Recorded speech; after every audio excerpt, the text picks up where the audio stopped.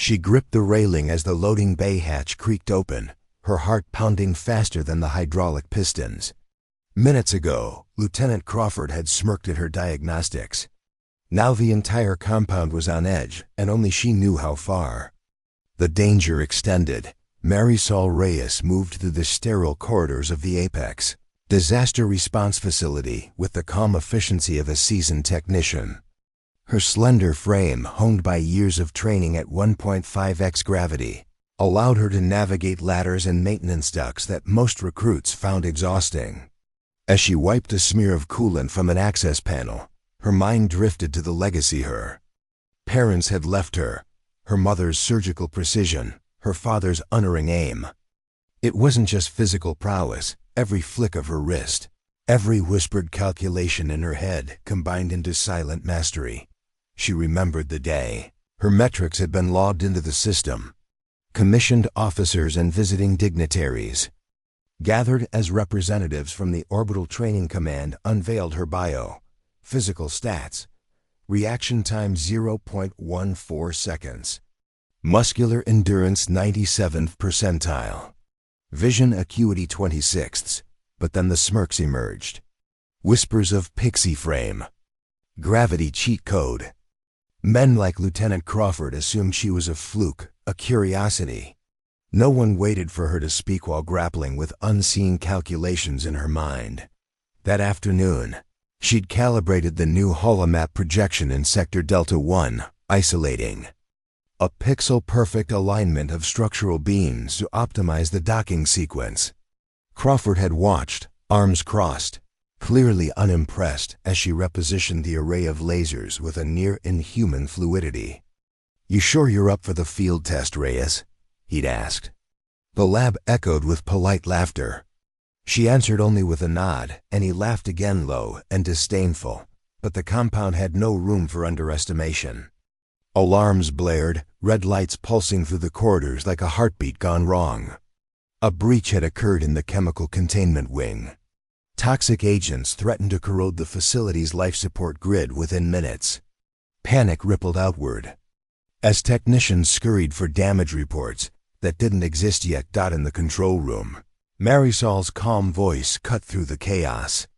"Lock down the primary corridor and seal the overflow vents." Fingers flew over the console, sending commands she'd memorized in every fire drill, every unscheduled alert.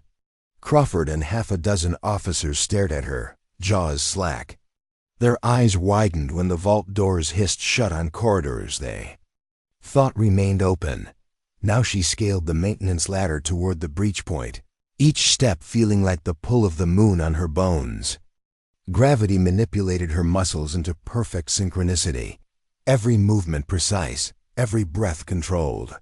Thoughts of her mother's steady hands stitching tissue flashed by. Her father's whispered mantra, "Aim small, miss small," echoed in her mind. At the hatch, Marisol paused. A fissure in the containment vessel glowed ominously. She crouched, scanning with the glare of a portable sensor.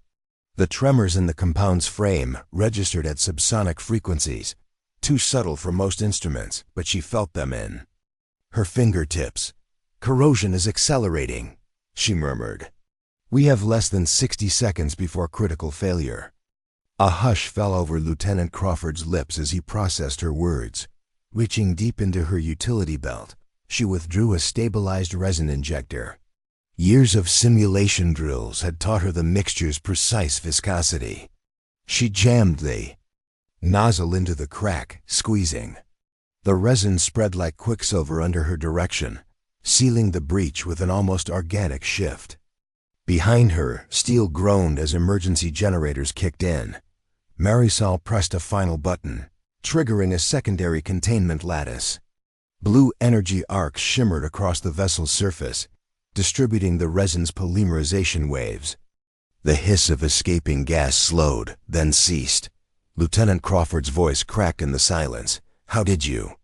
She rose, her lungs burning from the effort, and didn't turn to face him. "Training," she said quietly. "In 1.5x gravity, every second counts twice." She slid the injector back into her belt and met his gaze with unwavering calm. A single beam of emergency lighting illuminated her features, sweat-damp hair framing determined eyes. He swallowed. The compound's command staff stepped forward, expressions shifting from doubt to awe. Marisol exhaled, the adrenaline ebbing. In the stillness, she wondered who would challenge her next and how many would survive that challenge without realizing what she'd made them face. Drop a if you've ever been doubted by someone stronger than you. Drop a if you've ever survived against impossible odds. Before we jump back in, tell us where you're from. If this story moves you, please subscribe. Tomorrow, I have a special story for you. The chamber's lights flickered once more as a low rumble echoed from the sealed corridor, and Marisol realized the real threat had only just begun. Tremors rattled the containment lattice as Marisol's boots settled on the grated floor above the breach. The aftershock of her resin seal rippled through the compound, leaving metal plates singing in dissonance. Every breath she drew tinted her mask with fog, each exhale sharpening her focus. Ahead, the corridor split into two service shafts, one leading deeper into the facility's underbelly, the other curving toward the central power conduit. The alarms had quieted, but the hum of emergency systems served as a constant reminder. Failure was not an option. Raising the flashlight from its magnetic holster, she swept the beam across maintenance access panels, cables looping like veins beneath the floor grates. Her eyes, tuned to faint glimmers of oil or coolant drips, detected a fine slick pooling at a corner junction. She crouched, and the amplified pull of 1.5x gravity pressed against her muscles, a sensation she had learned to embrace. Without hesitation, she retrieved a squeeze pack of absorbent coagulator, twisting its cap and pressing the viscous compound onto the slick. The granules expanded, binding the leak before it could breach the primary line. Above, Lieutenant Crawford's voice crackled through her comm unit. "Reyes, report status." "Minor hydraulic leak contained," she replied, voice steady. "Proceeding to power grid node 7. A pause. Be advised, core temperature rising. You'll need to recalibrate load distribution on the fly." She exhaled, stepping forward into a dimly lit junction box. Panels hovered open, wiring exposed like the synapses of a greater mind. Every conductor pulsed with electromotive energy. The numerical readouts on her HUD flickered phase shifts, indicating unstable oscillations. She traced a bent grounding prong, its metal sheath worn thin. With nimble fingers, she isolated the phase bus bar, tightened the clamp, and applied a stabilizer gel to dampen resonance. "Power normalized," Marisol reported. "Ventilation fan response nominal." Another pause then. "Return to staging area Delta 3. Shift your route." "Corridor Bravo is venting CO." The compound's automated announcements cut off her comm channel. The hush broken only by the mechanical echo of her own steps. She navigated the service tunnels, mindful of the labyrinthine geometry nodes mapping her every move. Thoughts drifted briefly to the first day she'd arrived fresh from orbital training. Metrics off the charts, whispers swirling among officers as they tallied her physical output. But it had been her relentless calm under pressure that turned whispers into wariness. Every instructor who challenged her ended up consulting her for solutions. At Delta 3, a group of fatigued technicians clustered around a flickering display, their eyes lifted as she strode into the antechamber. "Report," she commanded. Sergeant Leroy, a bulky man with grease-stained fatigues, shifted uneasily. "Surge and reactor feed. We're bleeding excess into the heat exchangers to avoid meltdown, but output is unstable." Marisol approached the holographic schematics floating above the console, where she saw a glowing red node at the reactor's secondary intake. Her HUD overlaid thermal readings, critical hotspots encroaching on the conductor matrix. "We need to reroute feed through the tertiary loop to bypass the breached seal." Eyes darted to her, uncertain, across her mother's surgical precision. and her father's sniper-caliber discipline, she felt the familiar surge of clarity. I'll handle the realignment. She deftly engaged switchgear, twisting levers with the grace of a concert pianist. The tertiary loop whirred to life. Steam hissed as the exchangers cooled, the thermal overlay shifting from red to amber. Relief flickered across SGT Leroy's face, though his jaw remained clenched in disbelief. Where did you learn to do that? She didn't answer, stepping back as the emergency lights returned to a steady glow. Continuing to Central Hub. Potential.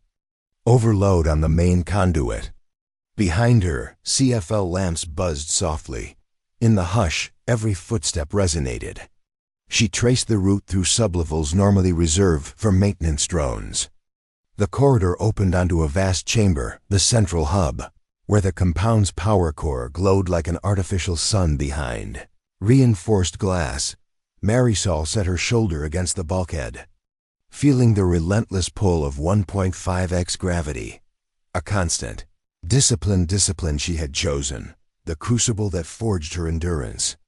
Behind the glass, the reactor's magnetic coils spiraled, currents dancing in silent arcs of blue-white light. She keyed her come. Crawford, I'm at the hub. Secondary systems holding at 78% capacity. Static, then. Understood. We'll reroute auxiliary power to support your expulsion arrays. But you need to adjust the stabilizer injectors, run at 5.7%. Overshoot to compensate for the gravitational distortion. A task designed to baffle a team, but intuitive under her practiced hand. She knelt at the base console, opened the injector bay, and methodically replaced filters, recalibrated flow valves, adjusted the output regulators. Each movement was deliberate, precise, honed by hours of weight training and simulated gravity fields. The reactor's core humming deepened, then steadied, its glow shifting from pulsating red to tranquil violet. The Central Hub's alarm panel went dark, replaced by a single green indicator. System stable. A cheer raised behind the glass as operators watched the seismic graphs flatten. Marisol rose, muscles burning with exertion. She surveyed the chamber, a cathedral of technology, and felt the weight of their gazes. System stable, she confirmed. Return to compound standards. She switched off her flashlight and secured it to her belt. Footsteps approached. Crawford emerged from the shadows, face drawn. I'm still trying to figure out how one person fixed 3 critical failures in under 10 minutes. She merely nodded, turning away. Training. Her voice carried no arrogance, only the quiet certainty of someone who had proven herself time and again. As she walked back through the tunnels, her mind already raced through contingency protocols for the next breach. The compound's lights dimmed, and somewhere above, power cycled back on in dormant sectors. The hum of restored life support filled the corridors. She reached the stairwell leading to the surface lobby and paused, catching her reflection in a polished panel. Her chest heaved beneath the weight of her gear. Sweat glistened on her brow. In that moment, she understood something deeper. Doubt was a force to wield against others, a catalyst that sharpened her instincts. Ahead, an alarm began to wail. New alert, distant but growing in urgency. Marisol exhaled and moved toward it, each step echoing a promise. She would be ready. She had to be, because gravity, like doubt, was something she mastered best, and the real test was just ahead. Marisol stepped into the echoing vestibule of the compound's central data archive, the scent of ozone and warm circuitry hanging heavy in the air. Her boots, accustomed to the oppressive pull of 1.5x gravity, sounded muted against the polished alloy floor. Above, the domed ceiling shimmered with a grid of surveillance nodes, each camera lens reflecting her determined silhouette. She inhaled the cool sterility of the archive, clearing her mind as she prepared for the next wave of challenges. Behind her, Lieutenant Crawford's cum crackled low. Be advised, Digital logs indicate an unauthorized access attempt in the southern quadrant.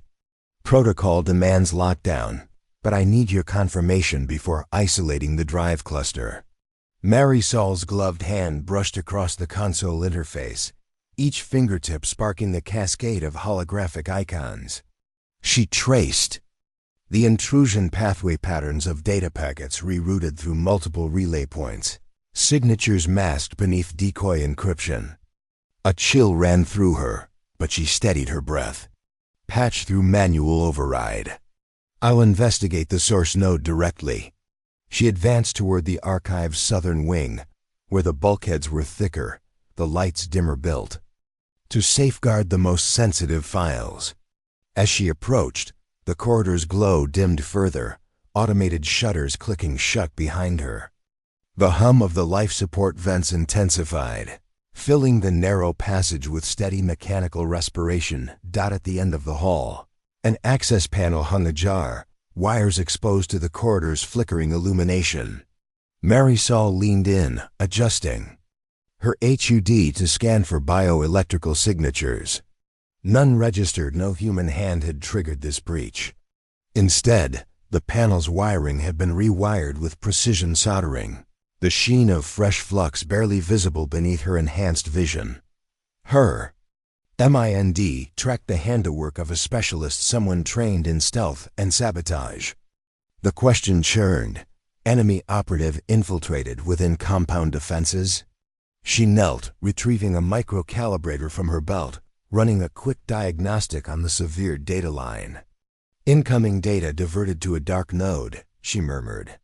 Possibly an out-of-facility transmitter. If so, we're dealing with an external threat coordinating internal assets. Silence pressed against her earpiece. Then, proceed with caution. Security teams are mobilizing to intercept. Marisol stood and retrieved a collapsible energy baton. The compound security units coordinated through her feed, holographic waypoints floating in her peripheral display.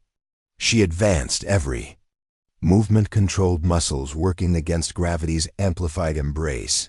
Each step burning with purpose. The southern archive door loomed ahead. She placed her palm against the scanner. The door swished open, revealing a triangular array of databanks, each slot labeled with encrypted identifiers. At the center, a terminal flickered, showing lines of code scrolling too fast to read. She plunged an override key into her wristband into the side port, eyes narrowing. As the override sequence initiated, the terminal screen glitching, a silent alarm bell echoed in her mind, an artificial delay. She completed the bypass and the terminal froze, awaiting her command prompt. At that moment, the overhead lights snapped out, plunging the archive into darkness. Red emergency strips glowed along the walls, casting ominous shadows. Power rerouted, she spoke into the comm. They're cutting lights to buy time. She tapped the console, forcing a local power boot. Flickers of green light pulsed through the databank corridors. Then, at the far end of the archive, a soft click, the door's magnetic lock disengaging slowly. Something was coming. Marisol whirled, baton crackling in her hand. Silhouettes emerged from the darkness, figures clad in stealth harnesses, their own weapons drawn. Trained saboteurs. Her chest tightened as the gravity bore down on her limbs, but her years of harnessed weight training steadied her stance. They advanced in formation, 3 on either side, circling with predatory precision. She recognized the staccato cadence of their movements. Not mercenaries, but operators bred for high-stakes infiltration. Her heart hammered, but her mind clicked through protocols. Landing bolts, she whispered, a command that rippled through the corridor's network. Within moments, the floor beneath the saboteurs hissed as low-density actuators retracted panels, turning the path into a shallow pit trap. 2 fell in with stunned cries. Marisol pivoted and slammed her baton into the third's thigh, energy arc blooming in a brilliant snap. He collapsed. The others recovered quickly, trading cover fire as they advanced. She dove behind a databank pedestal, baton held high. Sparks flew as rounds pinned against the steel casing. In the chaos, she reached for a magnetic grapple launcher on her belt, firing a tethered hooked coil at an overhead truss.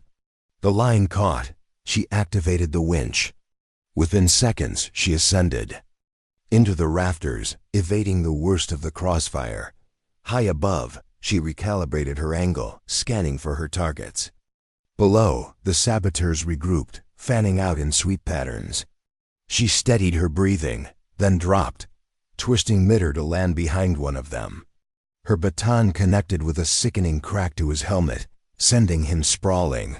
Before the others could react, she kicked the console panel open, ripping wires free. Alarms blared. Magnetic locks slammed shut throughout the compound, sealing off doors and corridor segments. The intruders were locked in. Marisol landed softly, baton still humming. She advanced, every sense sharpened by the gravity's weight. The saboteurs regrouped, weapons leveled, but she was already on them. Strikes landed precise, incapacitating. Within moments, the triangular vault was strewn with groaning assailants, bound by magnetic restraints. Panting, she knelt beside the console, rapidly feeding diagnostic codes to trace the external dark node's origin. A geolocator blinked on her HUD, a distant mountaintop facility, coordinates hidden within a tutorial disguise. "Crawford," she spoke into her com. "I've neutralized the incursion. Source node is remote, likely a decoy for a larger assault. Coordinates locked. Seconds passed. Then, understood. Reinforcements en route. Begin uplink for countermeasures." Marisol keyed the command, launching a silent signal that triggered quarantine protocols across the archive's data streams. The databanks locked down, encrypting every file. The saboteur's mission lay in tatters. In the dim red light, she surveyed the scene. Circuit boards fractured, bodies subdued, the terminal screen now looping a secure login prompt. She exhaled, muscles trembling from tension and the unyielding gravity. Above the din of alarms, her com buzzed with incoming chatter. Security teams, data analysts, command staff praising her rapid response. But she remained rooted to the spot, scanning the aftermath, aware that each victory only opened the door to a greater threat. The gravity of leadership pressed on her shoulders, but she straightened. Her training, her lineage, every ounce of doubt cast aside in the crucible of crisis. She holstered her baton and approached the databanks. "Let's get these files secured," she murmured.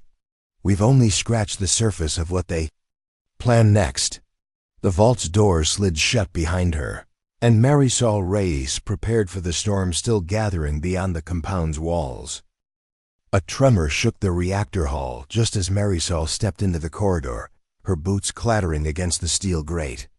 Emergency lights flickered on either side of her, casting elongated shadows across the walls.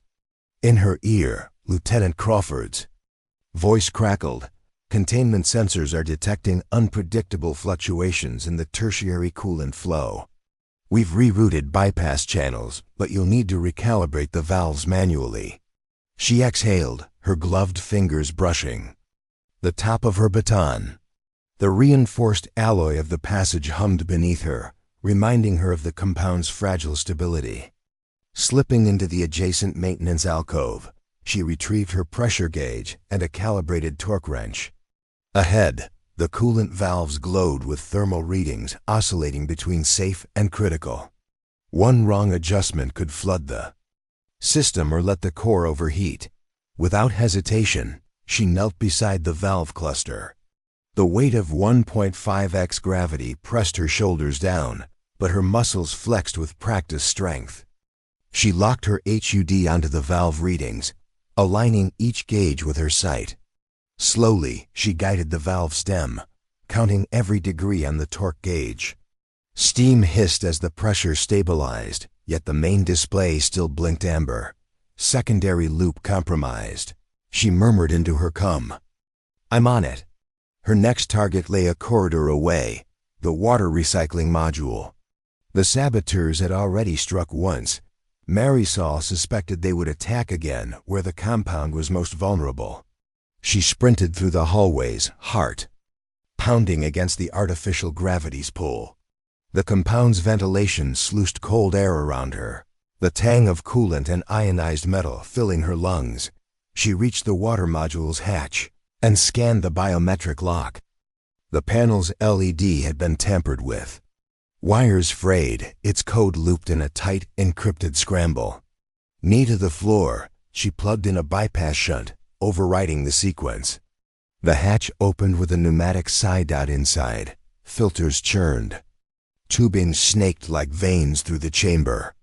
But one filter bank lay shattered, shards of ceramic clogging the array. Water dripped across the flood floor, pooling at her ankles. She set her pack down and withdrew a replacement matrix, a high-pressure resin filter she'd carried since the last training mission. With deft precision, she removed the damaged module, cleaned the inlet ports, and fitted the new filter. Next, she calibrated the flow sensor, twisting adjustment nozzles until the baseline pressure locked at optimal throughput. The system hummed back to life. Water began circulating through the pipes, clearing the pool at her feet. She sealed the hatch. Wiping sweat from her brow, module stabilized, she confirmed. Status on coolant? Steady at 87%, Crawford replied. But power routing is now erratic, expect dips. Marisol raced back toward the reactor hall, where the main conduit loomed. The emergency panel flared red, warning of a critical overload. She burst through the door, and fluorescent sparks arced where the main busbar had fractured. A shower of energy crackled dangerously close. She slid beneath the busbar's protective shield and extended her wrench. Each turn of the clamp tightened the conductor's grip on the insulator. Sparks sputtered out, the arc reducing to a dull glow. But as the panel indicator switched to green, she noticed something else.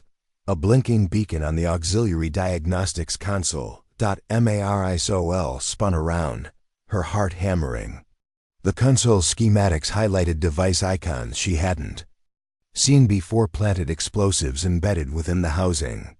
A timer read just over 90 seconds until detonation. Her breath caught. She leaped toward the console, rifling through her toolkit for the micro-disruptor scanner. Fingers flying, she traced the wiring to the first device, a cylindrical charge, tethered to the coolant recirculators. She clipped into the detonator wires, isolating the trigger circuit. Her pulse pounded in her ears as she cut the red wire. The timer on the console froze at 88, 87. And then the display went dark.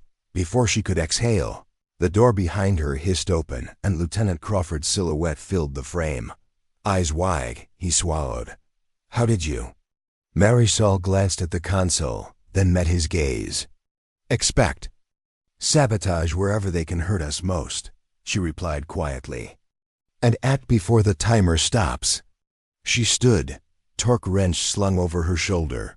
The gravity pressed down on her once more, reminding her that every victory demanded another. Around her, the compound's lights steadied, systems recalibrated. And a fresh wave of alarms signaled the next crisis on the horizon. Marisol Reyes strode out into the corridor, the town humming softly, ready to face whatever came next. Marisol descended into the cavernous bowels of the compound's auxiliary reactor wing, each step echoing through the reinforced steel bulkheads. The hush was almost ritualistic, broken only by the distant hum of backup turbines and the whisper of cooling fluids coursing through braided conduits. Above, emergency LEDs cast an eerie jade glow, illuminating the lattice of pipes and valves that cradled the reactor's core like the innards of some great mechanical beast.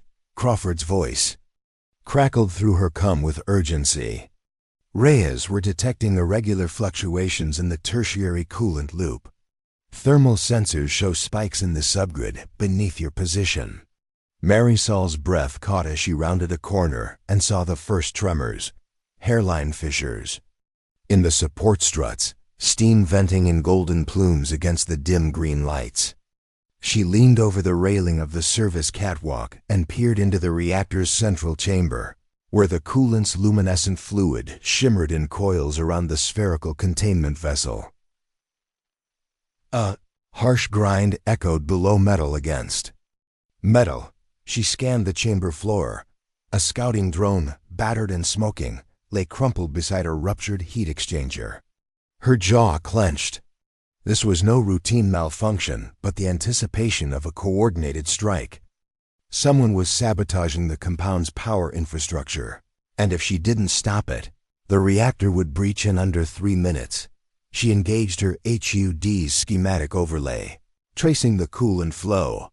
A beak, CDE loops, each segment critical. The rupture sat at node C, the heart of the swirl matrix. Without the swirl, fluid velocity would drop below threshold, and the reactor's heat would spike uncontrollably. Her gauntlet interface lit up. She tapped rapidly, rerouting preliminary flow through bypass channels, but the feedback was slow gravity, dragging on pumps and regulators.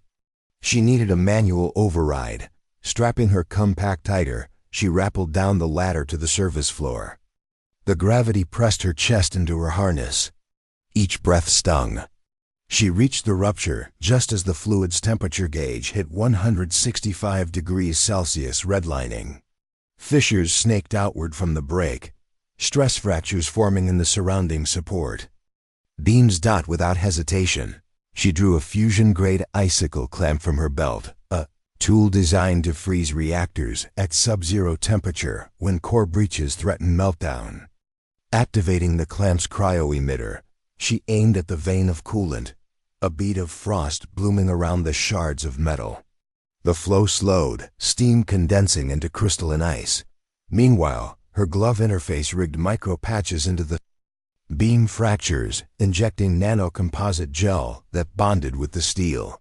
She worked with swift precision, muscles trembling against the gravity field as the gel hardened, sealing the fracture. Suddenly, the chamber's emergency siren wailed, an alert for structural instability.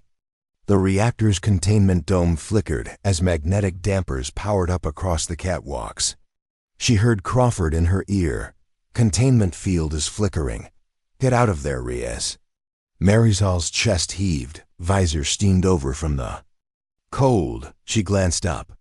The catwalk shuddered as powerful repulsors attempted to realign the dome's field matrix. The repulsors, however, were underpowered by the sabotage. They could hold only for another 10 seconds. There was only one option: synchronize her emergency polarity modulator with the dome's field. It was a risky improvisation. Wiring her suit's modulator to the dome extender would draw from her life support reserves and overload internal circuits. If she succeeded, the field would restabilize. If she failed, both she and the reactor would be lost. Her training kicked in. She pried open the reactor's access panel, exposing a conduit lined with superconductive coils. With gloved fingers, she spliced her modulator's feed lines into the conduit, sparks arcing as electricity leapt across the gap. Her suit's HUD flashed warnings, oxygen levels dropping, power reserves critical. Yet her heart rate settled. Panic was a liability. Seconds crawled by as the field's shimmer oscillated. She plunged her hand into the conduit, feeling the hum of raw energy. Around her, the reactor's glow pulsed, red threatening to bleed into white-hot overdrive. Crawford, she panted. Divert auxiliary anchor power to the field stabilizers now. A moment's delay, then a rush of energy. The dome's magnetic lines realigned with a resonant hum. The catwalk stilled, the sirens ceased. The reactor's heat curve flattened, indicators sliding back into the green. Marisol collapsed against the wall, the conduit's energy dissipating in a final spark. Her suit's auxiliary systems engaged emergency protocols, bleeding residual current. She tasted metal on her tongue, but she managed a breath of triumph. From the shadows, footsteps approached, security teams pouring into the chamber, weapons lowered in relief. Lieutenant Crawford stepped forward, face pale beneath the fluorescent. Helmet light. How? He rasped. She offered a weary smile. Gravity's just the first challenge.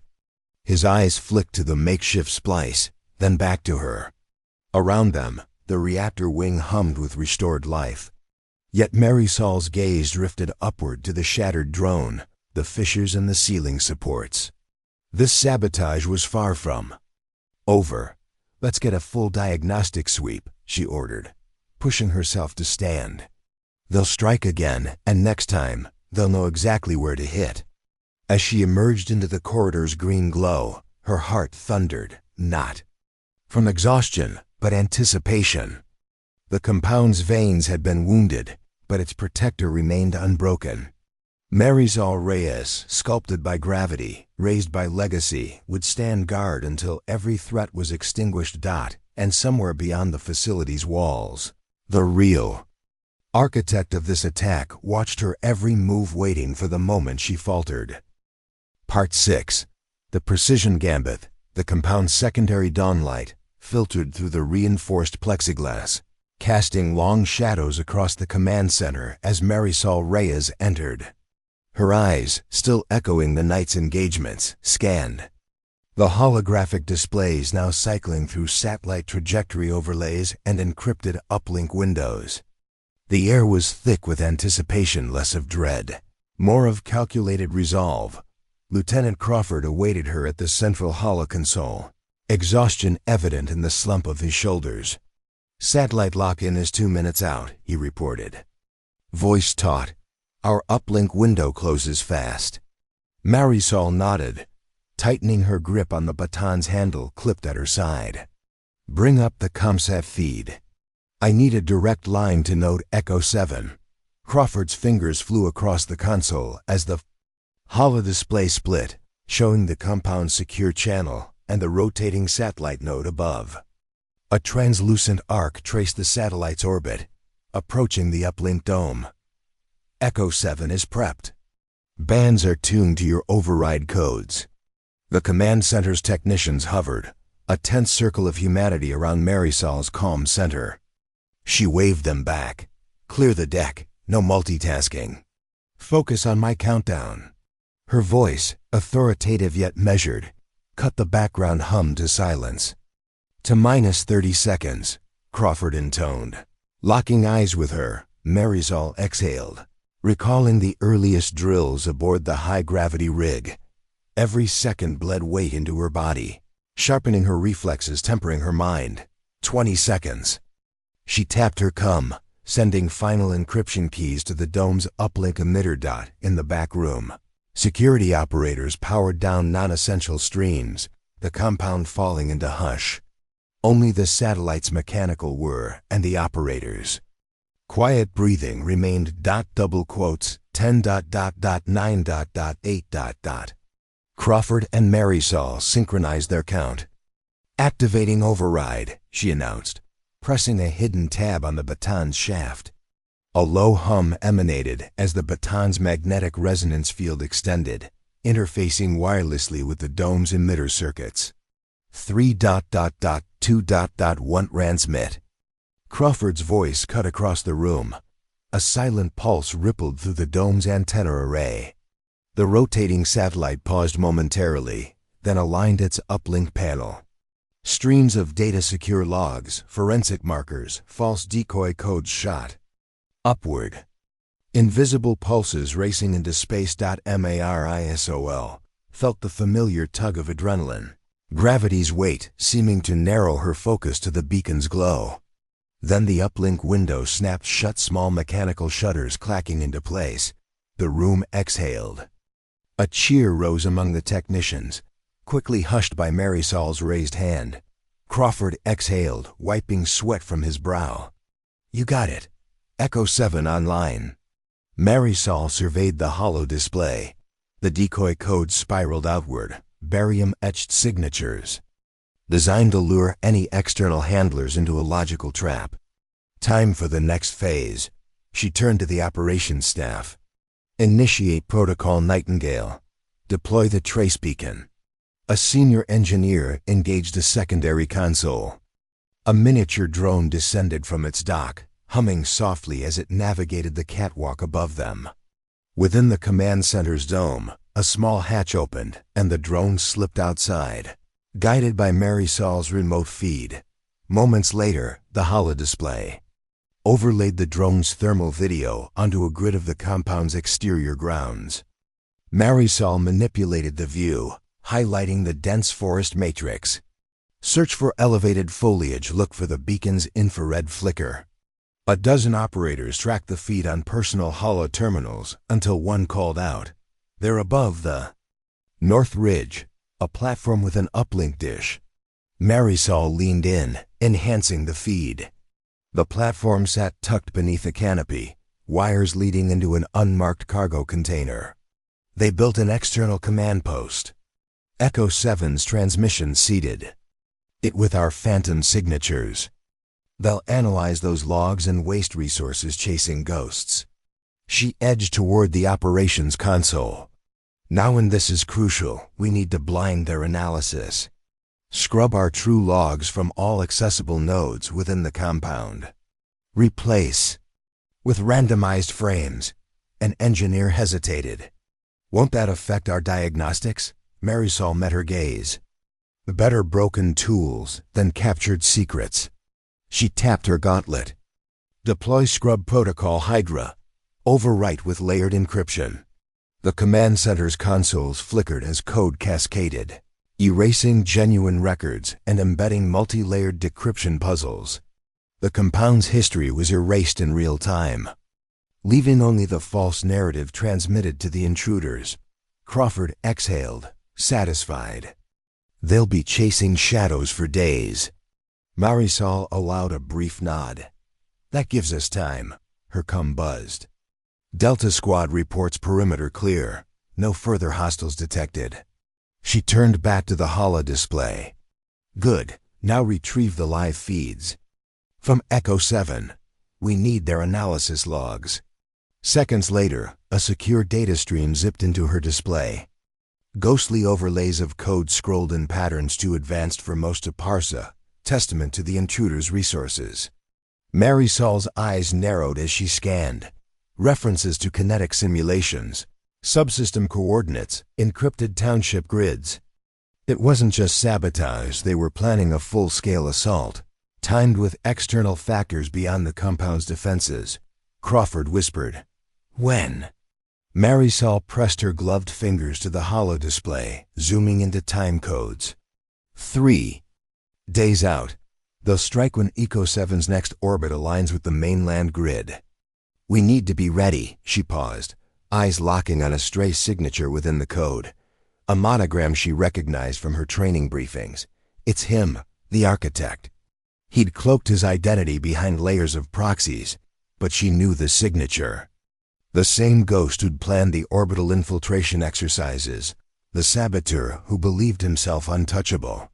Now he was coming to finish what he started. Marisol closed her eyes briefly, mind sharpening into a singular resolve. When she next faced him, it would be more than sabotage, it'd be the final stand. We fortify the compound, she said, voice low.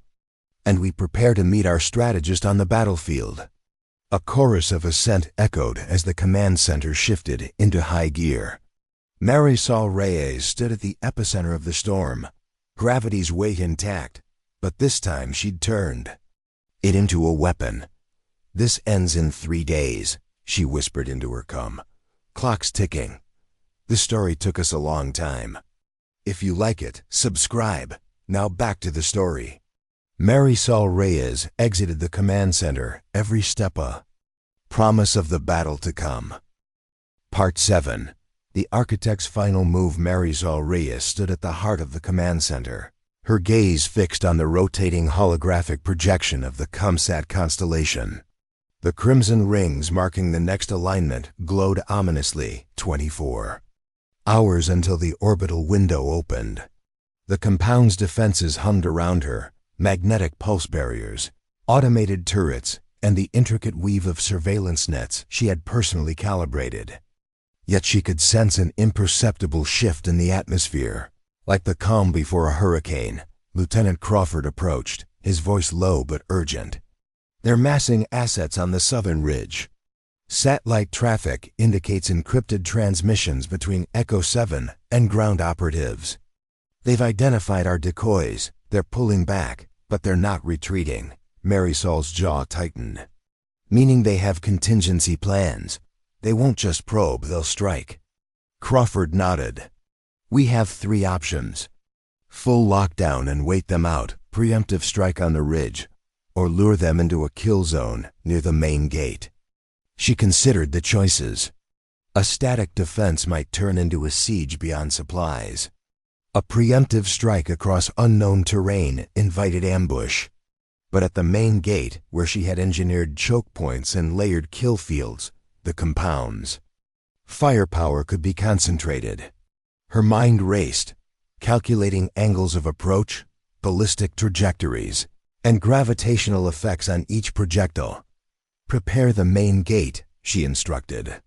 "Arm the rapid deploy barricades and line the corridor with thermobaric neck charges. Set turrets to wide-angle sweep with a 15-degree bias toward the forest edge. I'll lead a strike team out there at dawn." The officers exchanged glances. Dawn would be in 14 hours. It was a long wait, but Marisol's plan required the cover of first light. "Understood," Crawford said. "We'll have the compound prepped by then." Marisol turned to the operations officer. "Seal all internal corridors except the main gate funnel. Activate the thermal camouflage matrix on the front plasteel barriers. Make them appear collapsed so the enemy commits." Within minutes, the command center buzzed with coordinated activity. Technicians overrode security protocols to implement her directives. Security teams pre-positioned along the corridor. The compound's architecture, designed for utility now, transformed into a weaponized labyrinth, left alone at the holo console. Marisol accessed the data log she had retrieved from Echo 7. Encrypted code modules scrolled like arcane script within them. She recognized the architect's signature pattern of misdirection, intentional anomalies inserted to mislead detection. Algorithms. It was as if he had written the code himself, embedding his identity in plain sight while obscuring his true intent. She initiated a reverse hash protocol, isolating the signature. The algorithm spat out a coordinate set, an unlisted location on the compound's original blueprints, an abandoned maintenance shaft deep beneath the reactor wing. A chill ran down her spine. The architect's final gambit was not an external assault but an internal collapse. Heart pounding, she tapped her com. "Crawford, I need a direct feed to reactor wing C-Prep, an emergency response team at Shaft C-14. Static." Then, "Shaft C-14 is decommissioned. No active crew. Are you sure?" She pulled up the original construction schematics overlaid with current occupancy maps. "It's been sealed since the early modules were installed. I need a team ready to breach." Moments later, a hardened platoon of security operatives geared up in the adjacent bay, following her sharp-eyed assessment.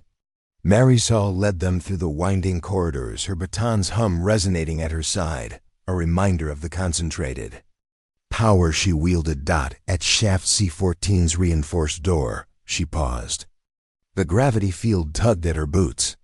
She relished the weight, knowing it sharpened her senses.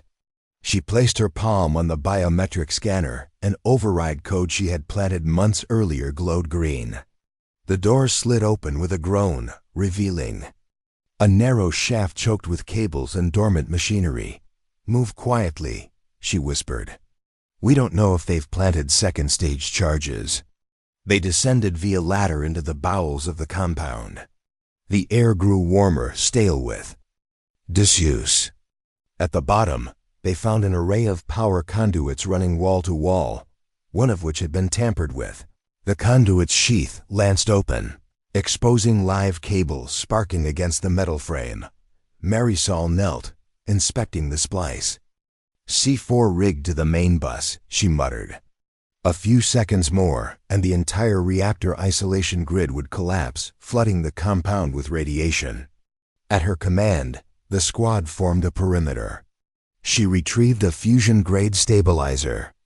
Pack and clamped it onto the splice. The pack hissed as its internal coolant engaged, freezing the explosive mechanism in place. She cut the rigging, neutralizing the device. Then the lights flickered above. The hatch doors slammed shut, sealed from the outside. Red emergency lights flared. One of the operatives, Sergeant Diaz, cursed. They knew we'd find it. This was bait. Marisol's heart hammered, but her voice was calm. They drew us down here so they could breach the main gate unopposed. She keyed her come. Crawford, they've locked us in C-14. I need extraction now. In the command center, Crawford's face appeared on her HUD, grim. Hold tight. They're mobilizing the emergency elevator ETA 60 seconds.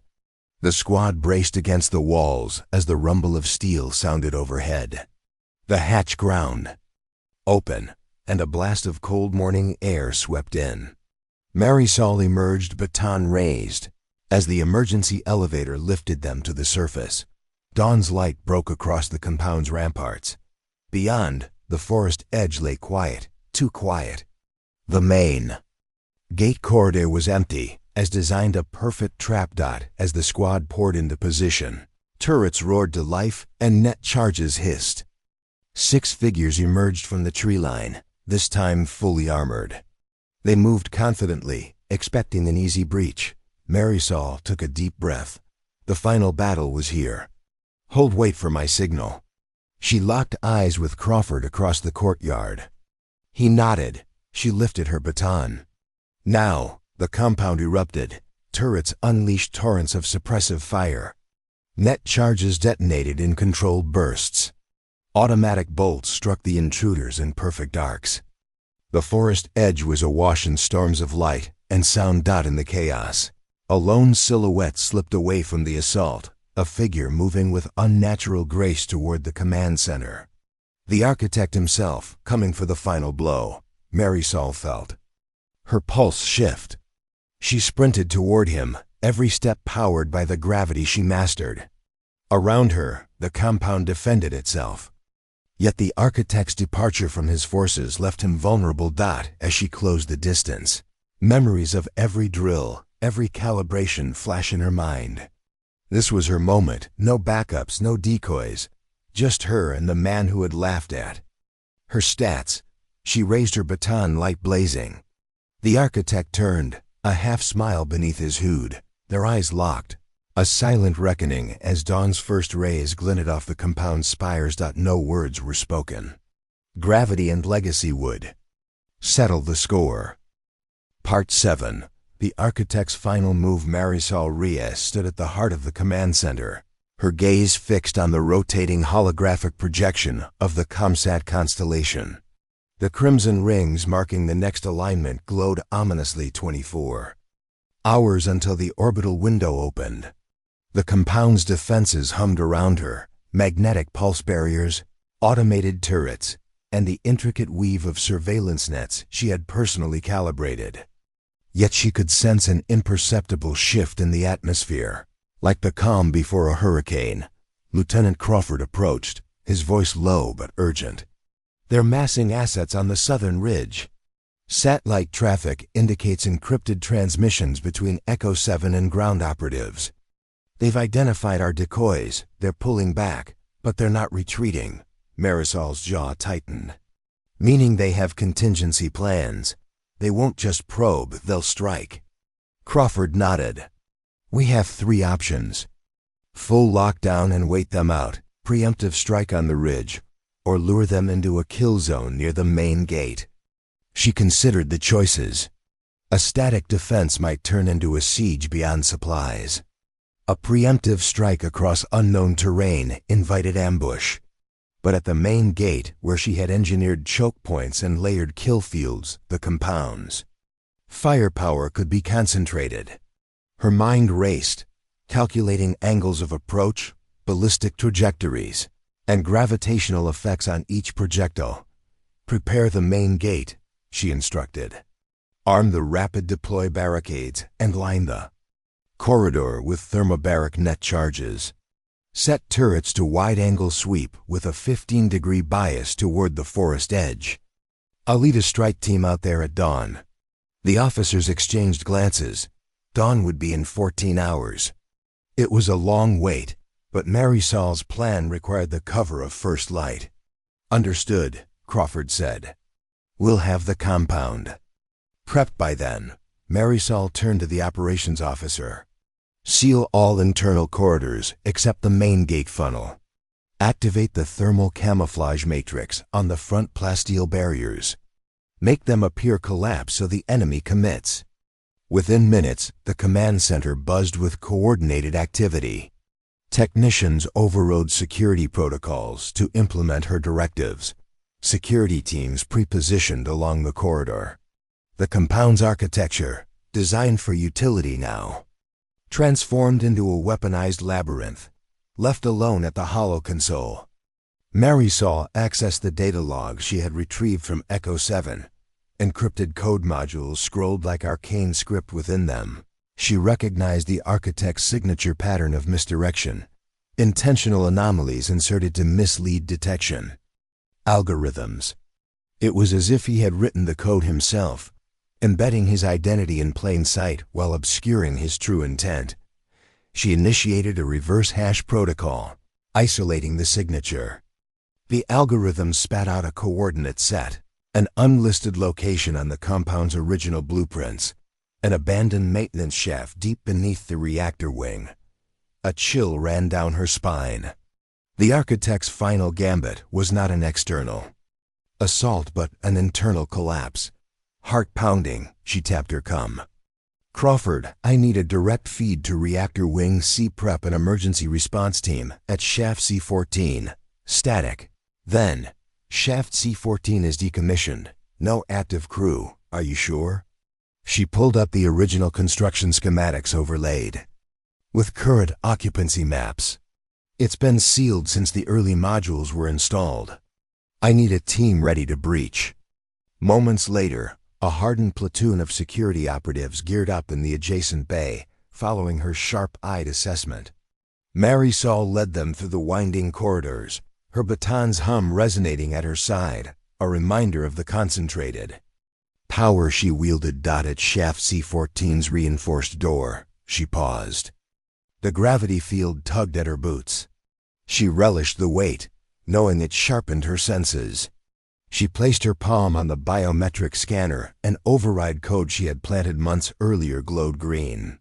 The door slid open with a groan, revealing a narrow shaft choked with cables and dormant machinery. Move quietly, she whispered. We don't know if they've planted second-stage charges. They descended via ladder into the bowels of the compound. The air grew warmer, stale with disuse. At the bottom, they found an array of power conduits running wall to wall, one of which had been tampered with.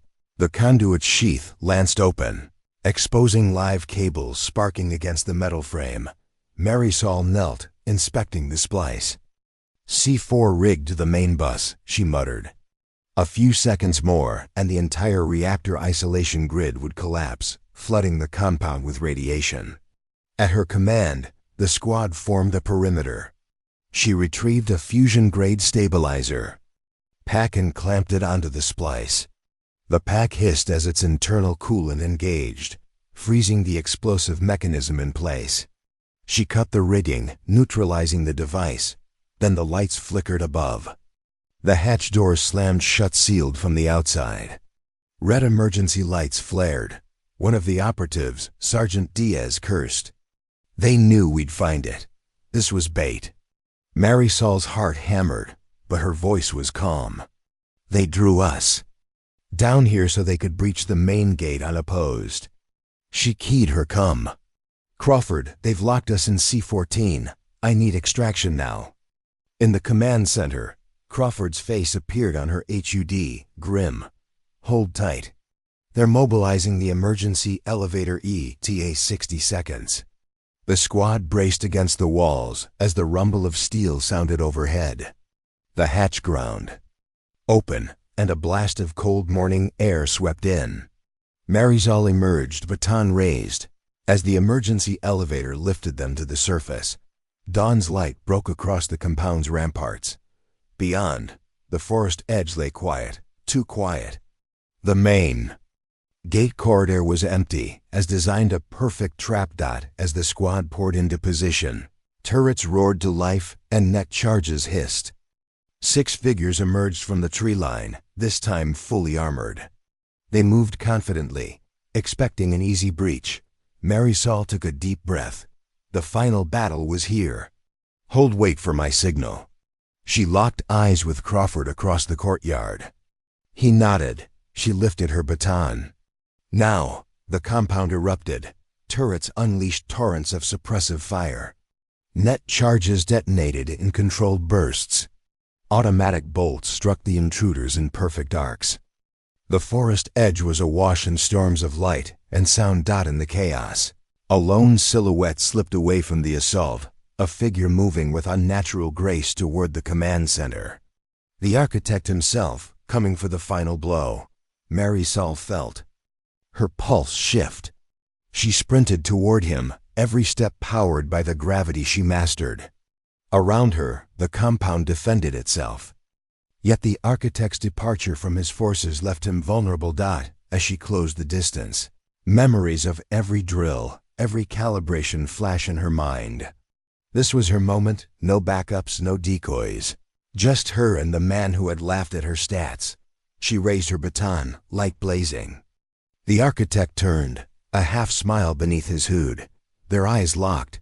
A silent reckoning as dawn's first rays glinted off the compound's spires. No words were spoken. Gravity and legacy would settle the score. End of Part 7. Drop a if you've ever faced an enemy who underestimated you. Drop a if you've ever turned the tables with precision. Part 8.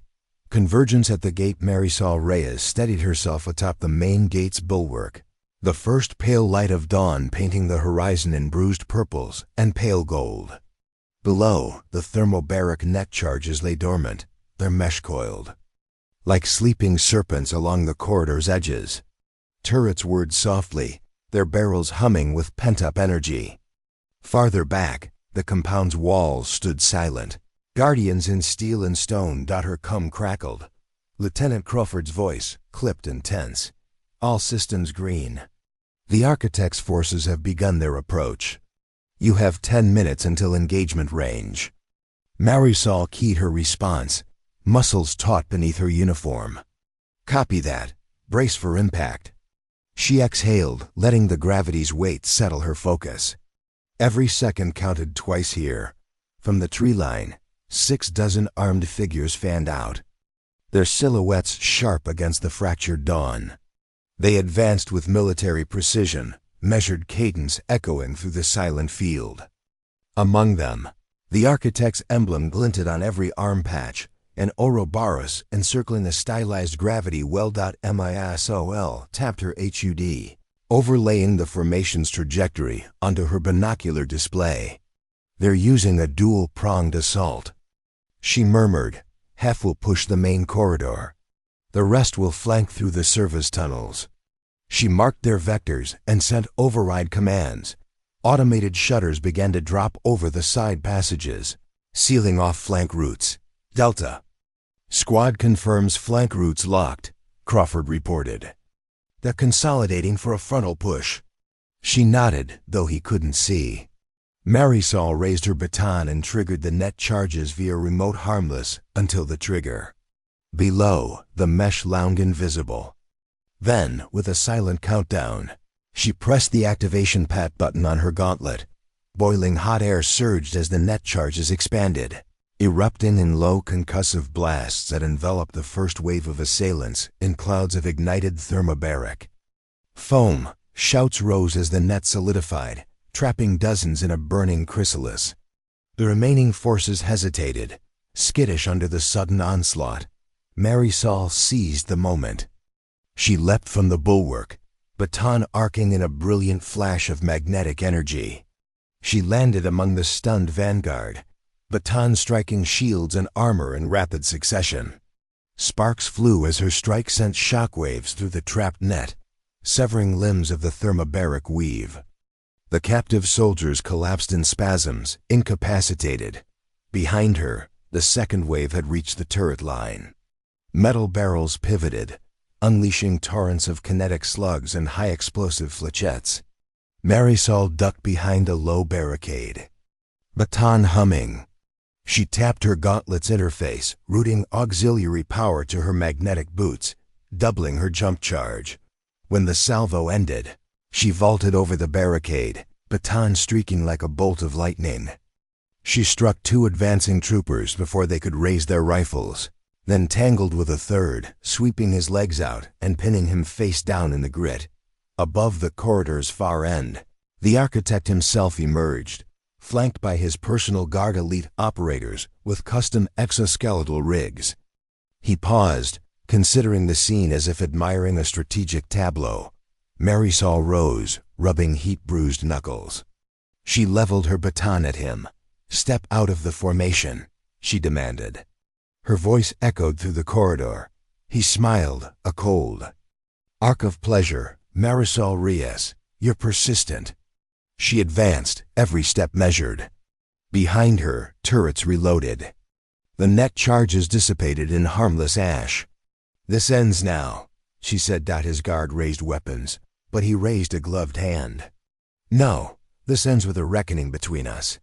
He dropped his rifle and stepped forward, hood slipping back. "MAR, ISO-L." Recognized his face-sharpened features, gray eyes cold as starlight. He had once been a peer in orbital training before vanishing into the clandestine shadows of Black Ops. Now he stood before her. They circled in silence, while behind them the compound soldiers regrouped, awaiting the outcome. Gravity pressed on Marisol's limbs more insistently now, but she welcomed the weight. It sharpened her every sinew. He spoke first. "You think you're the sum of your drills, your gravity chamber.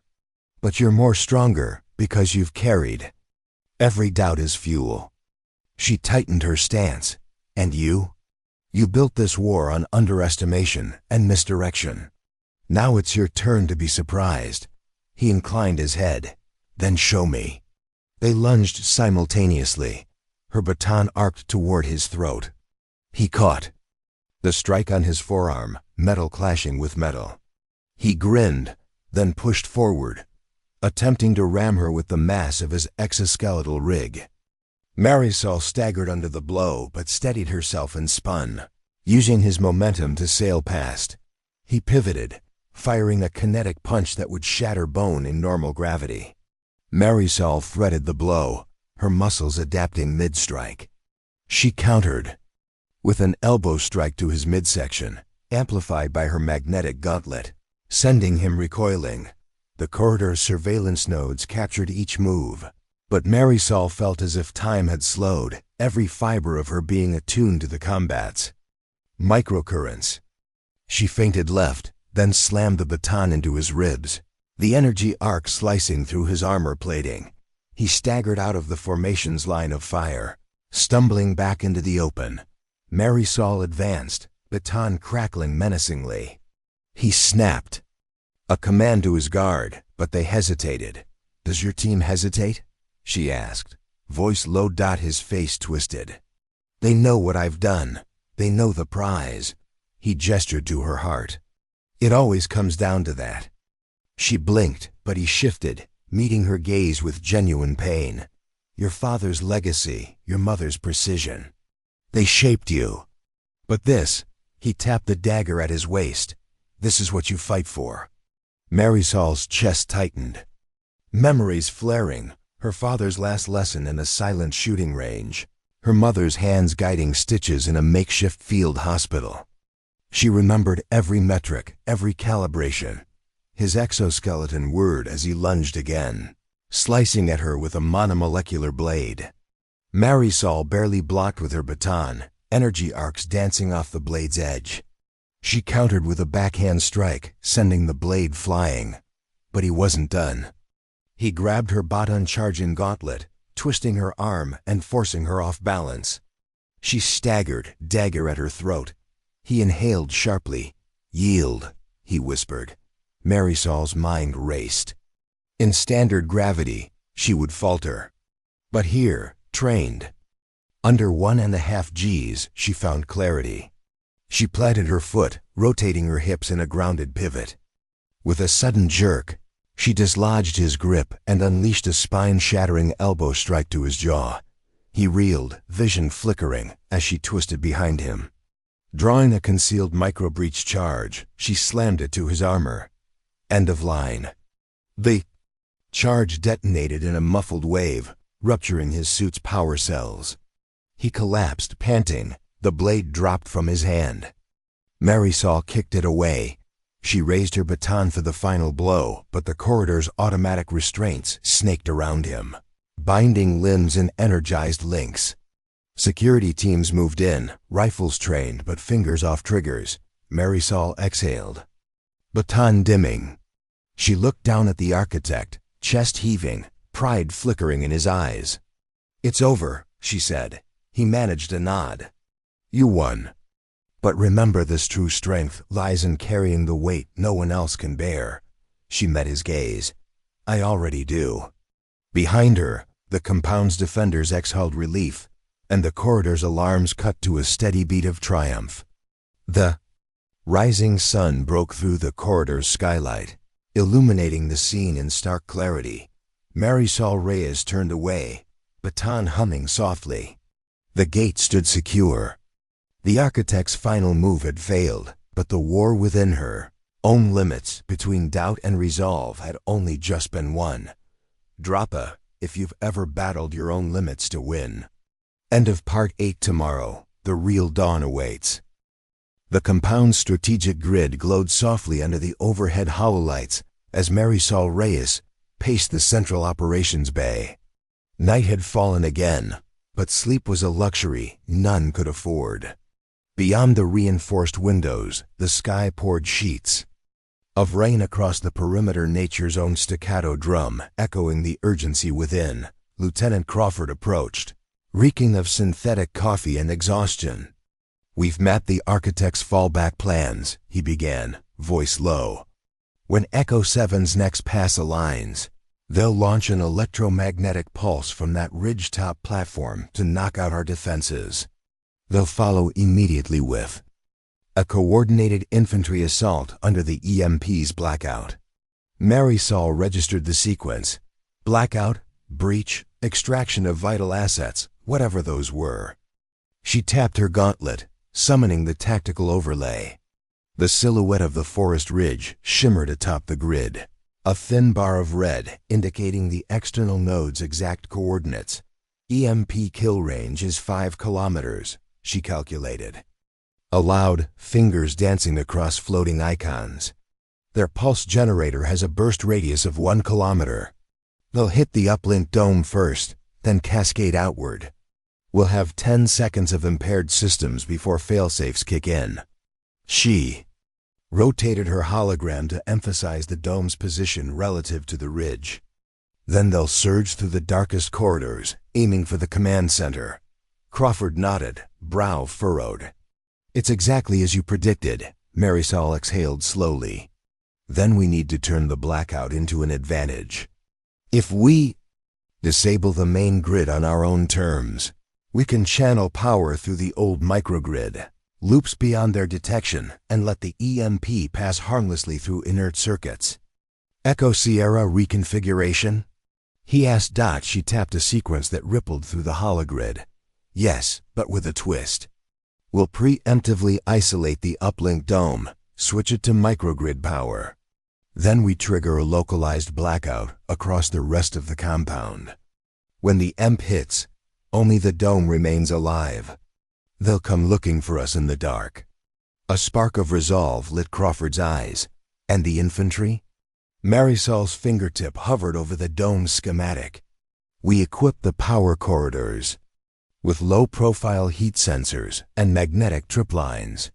They move in dark corridors. They'll trigger alarms and traps before they reach the bay doors. We'll engage them under controlled conditions." "Under your command," he agreed. "Implementation starts now."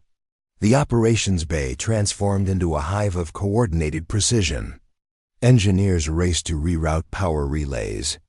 Security techs installed trip lines along the service tunnels. The command center's lights dimmed in near darkness as the localized blackout commenced.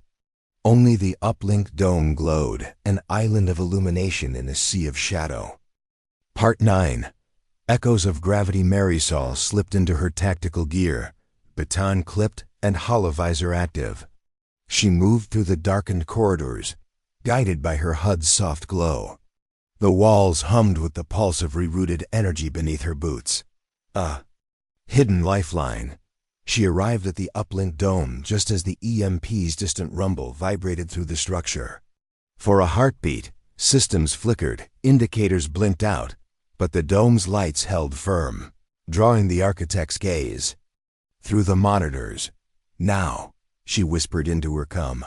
Outside, the ridge's pulse generator roared to life. A wave of electromagnetic force rippled outward, blacking out streetlights and plunging the forest into a deathly void.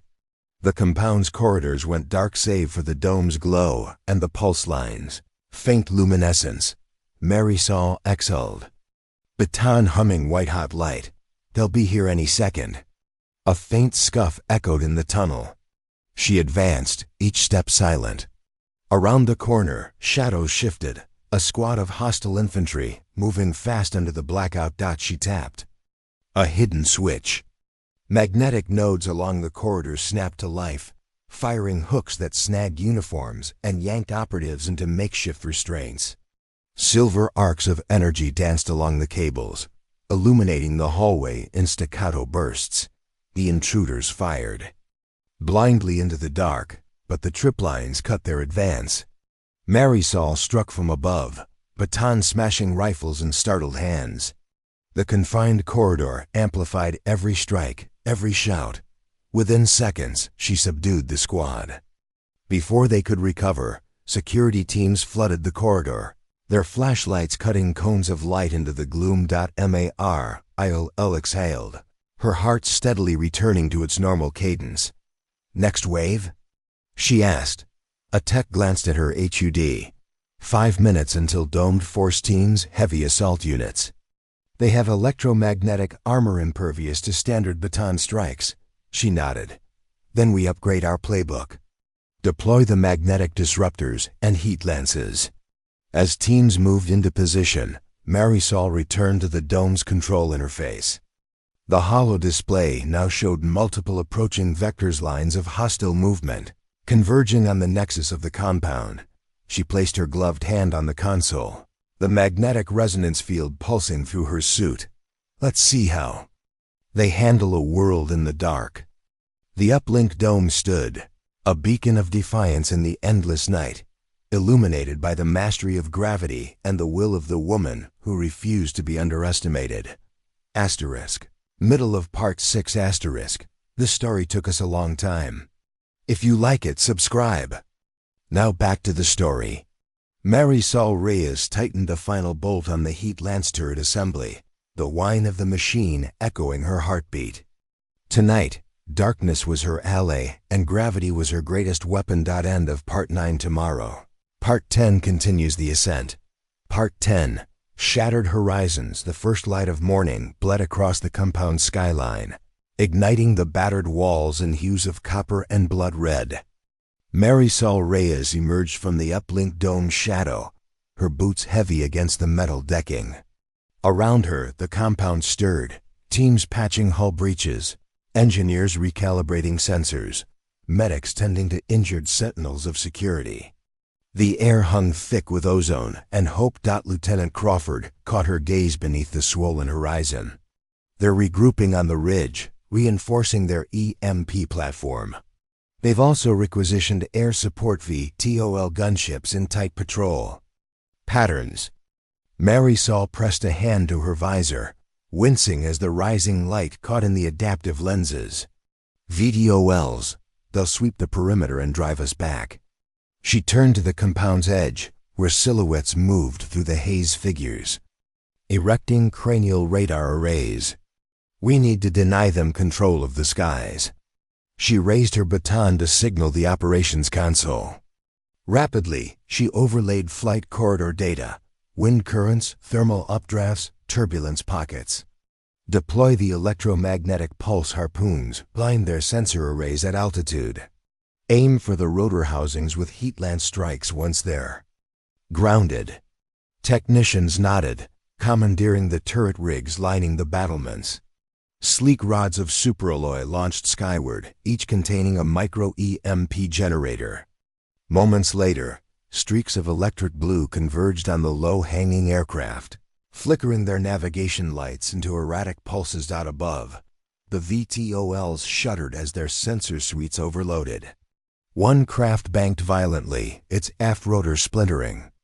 Under the EMP's wave, it spiraled down, crashing amid the forest's edge in a thunderous roar.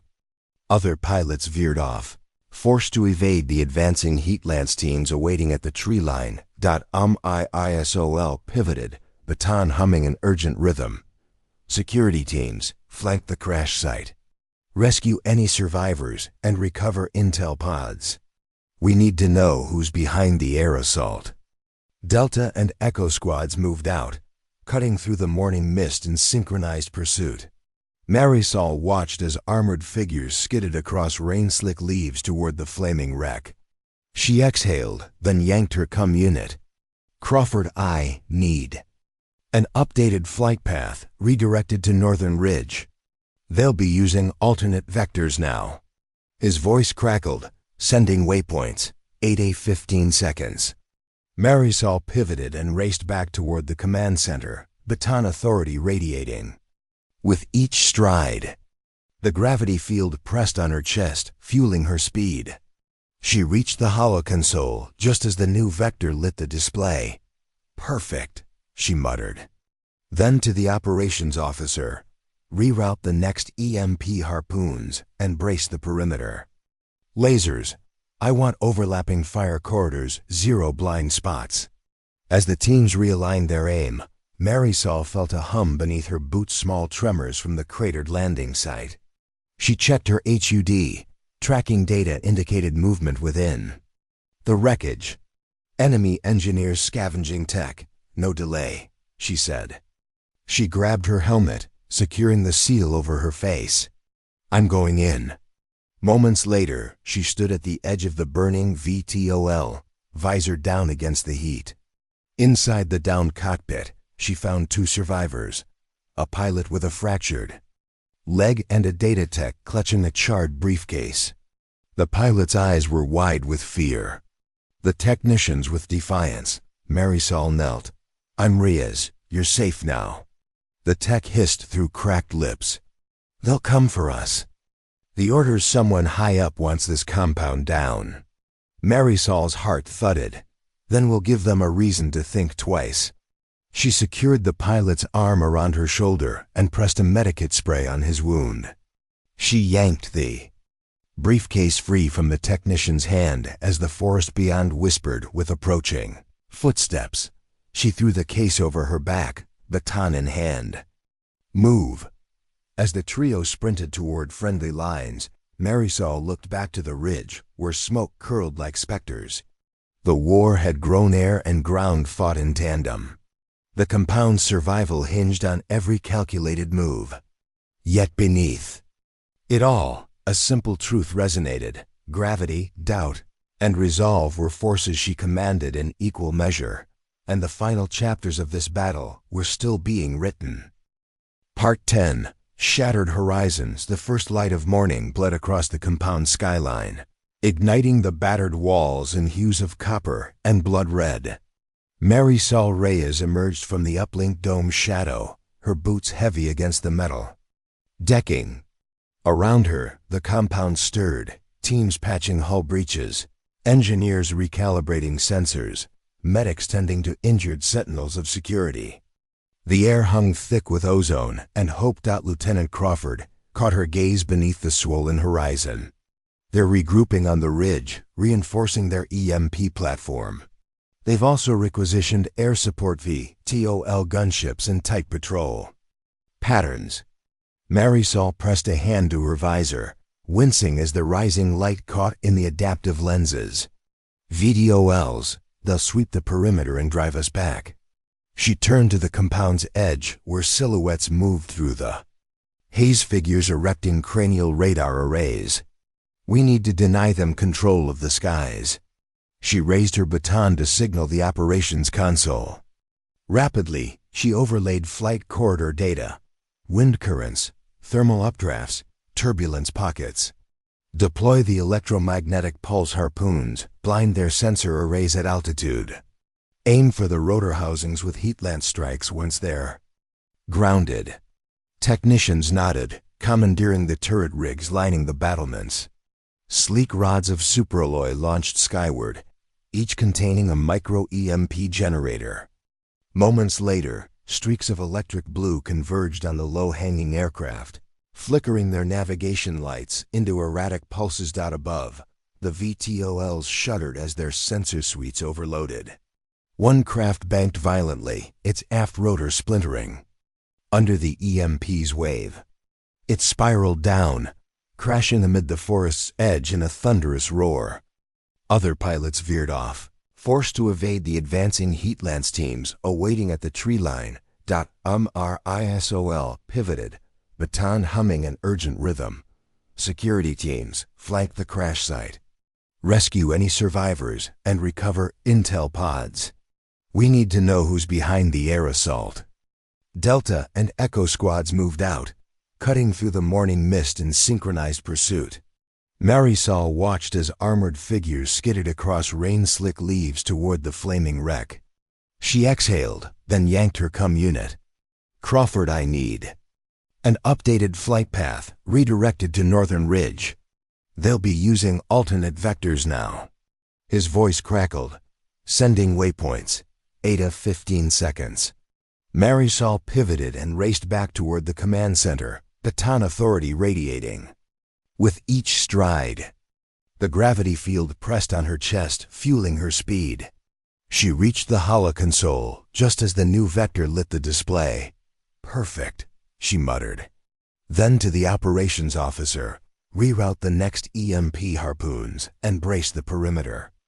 Lasers, I want overlapping fire corridors, 0 blind spots. As the teams realigned their aim, Marisol felt a hum beneath her boots, small tremors from the cratered landing site. She checked her HUD. Tracking data indicated movement within the wreckage. Enemy engineers scavenging tech. No delay, she said. She grabbed her helmet, securing the seal over her face. I'm going in. Moments later, she stood at the edge of the burning VTOL, visor down against the heat. Inside the downed cockpit, she found 2 survivors, a pilot with a fractured leg and a data tech clutching a charred briefcase. The pilot's eyes were wide with fear. The technicians with defiance. Marisol knelt. I'm Reyes, you're safe now. The tech hissed through cracked lips. They'll come for us. The order's someone high up wants this compound down. Marisol's heart thudded.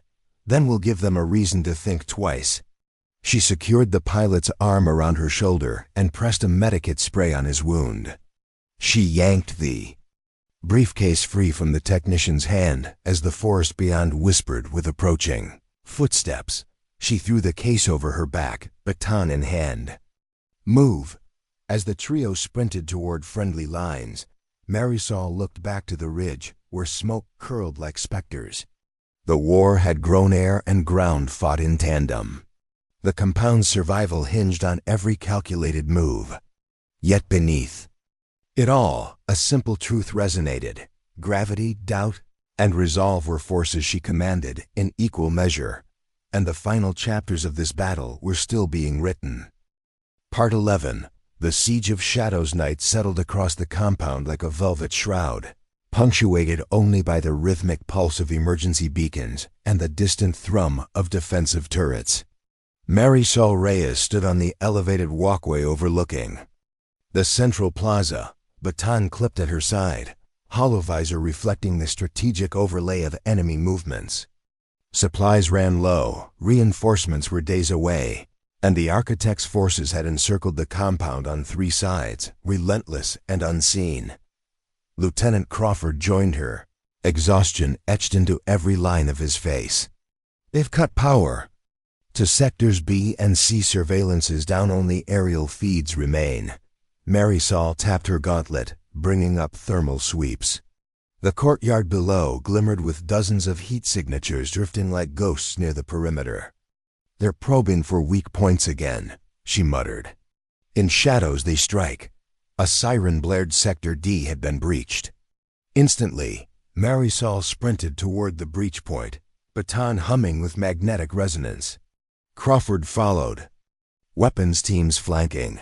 They arrived to find a service corridor's bulkhead sprung open. Twisted metal and scorched paint marking where a team of specialized saboteurs had forced entry. 2 security officers lay unconscious. The breach led into storage lockers housing munitions and tactical gear. Every second here was precious. Lock it down, Marisol ordered, voice steel. Seal the corridor from both ends and deploy them. Maglock turrets. Operators rallied, activating bulkhead seals. In the flicker of artificial lights, Marisol knelt by the fallen officers, scanning for vital signs. Both were alive, but critical battery life in their suits waning. She applied med-gel patches, stabilizing their heart rates. Can't move them yet, she said. Fortify this chamber. Intercept the next wave. Beyond the bay doors, muffled sounds, footsteps, gear clashing. Marisol pressed her shoulder against the door's release panel, baton extended. Crawford and 2 guards readied shotguns behind her. A heavy thud. The door's locking mechanism ground under brute force. Sparks flew as saboteurs attempted to override the seal. Marisol's grip tightened. On 3, 1, 2, 3. She slammed the override, sealing the door. In the elongated silence, both sides listened to the seal's hiss. You think that's it? Crawford asked, eyeing the reinforced steel. She shook her head. No, that was the diversion. She tapped her HUD, another breach indicator in the adjacent comms hub. They drew us here so they could blind our comms. Crawford cursed. That hub's central to our link with the uplink dome. Marisol's voice was calm. Then let's give them something to really disrupt. She keyed her comm. All teams, reroute to comms hub. Prepare electromagnetic feedback pulse. Make their entry a fatal trap. Within minutes, security squads mobilized, moving in synchronized pairs toward the secondary hub. Marisol led 1 team, baton raised dot at the hub's entrance. They found the door ajar, cables severed, consoles dark. Half a dozen saboteurs inside, working on the core.Marisol, signaled. On my mark, 3, 2, 1. The squad erupted, shotguns blasting buckshot into the dark. Chamber.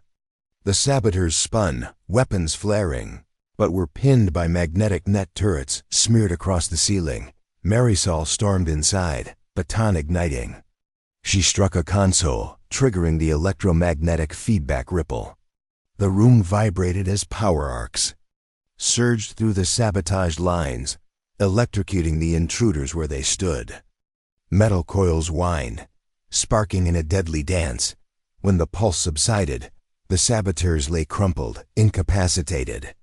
The comms hub's core radiated instability, glowing wires splayed like broken arteries. Marisol rushed to the console and began manual rewiring, the gravity field pushing her fingers into every delicate movement. Static on her comm. Crawford, Sector D breach contained, but they're massing for another push. You need to move. She stabilized the final conduit, and blue lights flickered back to life. Comms restored. She grabbed her team. Move. Main gate engagement in 5 minutes. Back on the walkway, Marisol surveyed the battle lines. Enemy forces, undeterred by losses, advanced under cloak of darkness, soldiers trained to fight. In blackout conditions, she tapped her gauntlet, activating the perimeter lasers. Brilliant shafts of coherent light exploded through the dark, slicing through camouflaged figures. The enemy stuttered, retreating under the sudden illumination. Marisol turned to Crawford. "Illuminate the sky flare arrays. Let's show them. They can't hide." Flare gun teams shot brilliant orbs into the air. Explosions of white light flooded the compound, revealing the enemy's true numbers, over 100. "Closing fast." Crawford shouted above the din. "They're committing to a total assault. We'll have to hold every choke point." Marisol inhaled, heartbeat steady. "Then we hold. Gravity is our ally. Every move against us makes us stronger." She sprinted down into the courtyard, baton humming in her fist. Behind her, soldiers rallied to her cry. The siege had begun in earnest, and in the darkest night, Marisol Reyes was the compound's brightest defense. Part 12. Fractured lines. Dusk settled over the compound like a cooling breath. The sky shredded with streaks of trailing fire from distant artillery. Marisol Reyes moved through the after-action chaos, surveying shattered barricades and smoldering craters left by the day's battles. Security teams reinforced breach points. Medical units ferried the wounded to triage tents. Everywhere, the compound's heartbeat pounded in defiant rhythm. At the command center, the holodisplay pulsed with new intelligence. Enemy units regrouping at grid coordinates C-17 through C-23, preparing for a nocturnal push against the east. Sector. Lieutenant Crawford met her at the threshold, gaunt features lit by flickering screens. "They're bringing in armored assaults, light walkers and shielded exosuits. They'll test our eastern flank tonight." Marisol nodded. The east sector held the critical capacitor banks. Destroy them, and the compound plunged into permanent blackout. She tapped her gauntlet to bring up the sector map. "We can't let them reach the capacitors. We'll funnel them into the nexus corridor, then collapse the support girders behind them." She traced the corridor's narrowing paths. Thermobaric charges at T-junctions, magnetic grapplers on overhead rails. "They'll think they have multiple routes. We'll cut them off." One by one, Crawford's eyes widened at the intricacy. "It'll take time to set." Marisol's gaze was unyielding. "Time is our ally. They'll move under cover of darkness. They won't see the trap until it's too late." She turned toward the armory. "Gather the sector teams. I'll show you exactly how gravity can be used to lock them in place." In the armory's low glow, technicians readied thermobaric canisters and grappling hooks. Marisol inspected each rig, connectors secure, magnet arrays calibrated to her baton's resonance. She handed out directives with practiced brevity. Deputy Verdi to the first junction. Sergeant Ko to the second. Glide teams at each collapse point. By the time she returned to the Nexus corridor, lanterns lined the walls like fallen stars. The corridor's length yawned before her, its steel girder archways looming overhead. She paused under the first arch, feeling the compound's gravity field pulse through the girders. This structure was her canvas. "Set charges," she instructed in a low voice.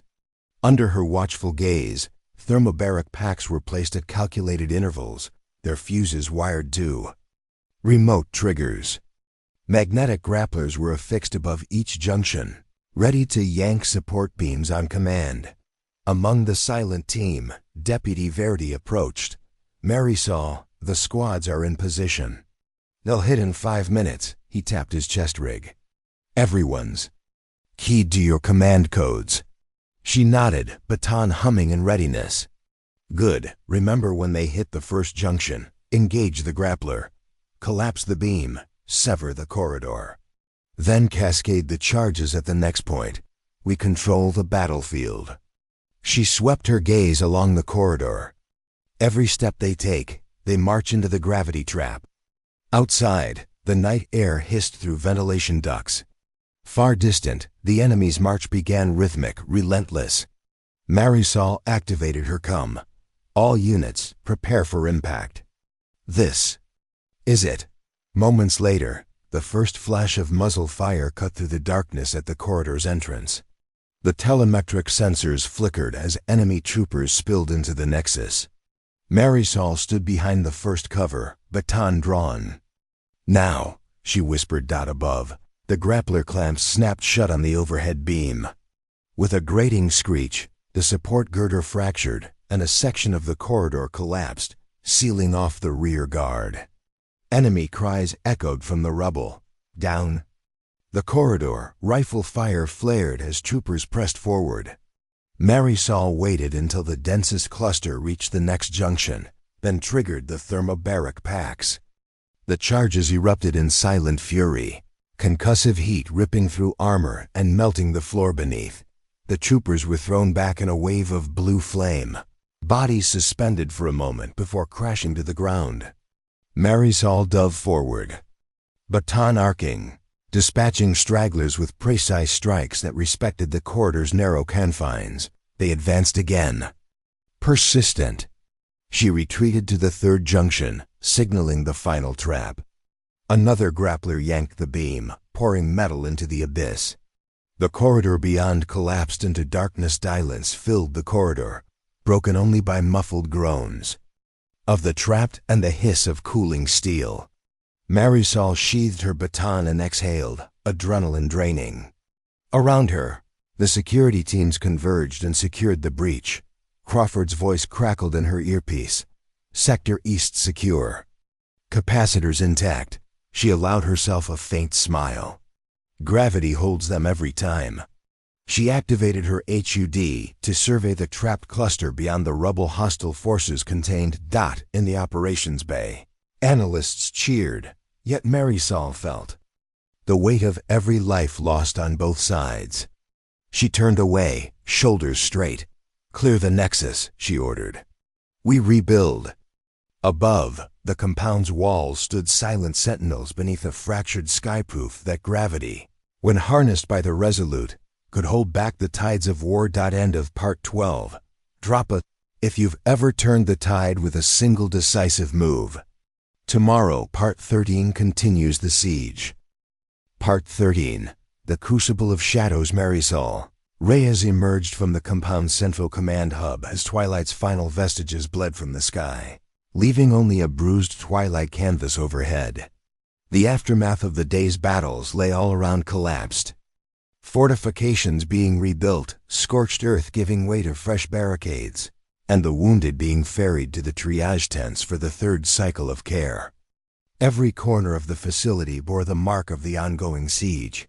She moved with purpose, her silhouette cutting a graceful arc through the flickering floodlights.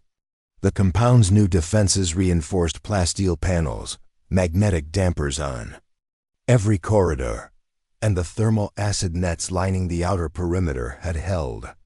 Yet Marisol felt the tension like a taut wire ready to snap. The enemy's next move would decide everything. Inside the armory, she met with Security Chief Alvarez and Engineer Mertz.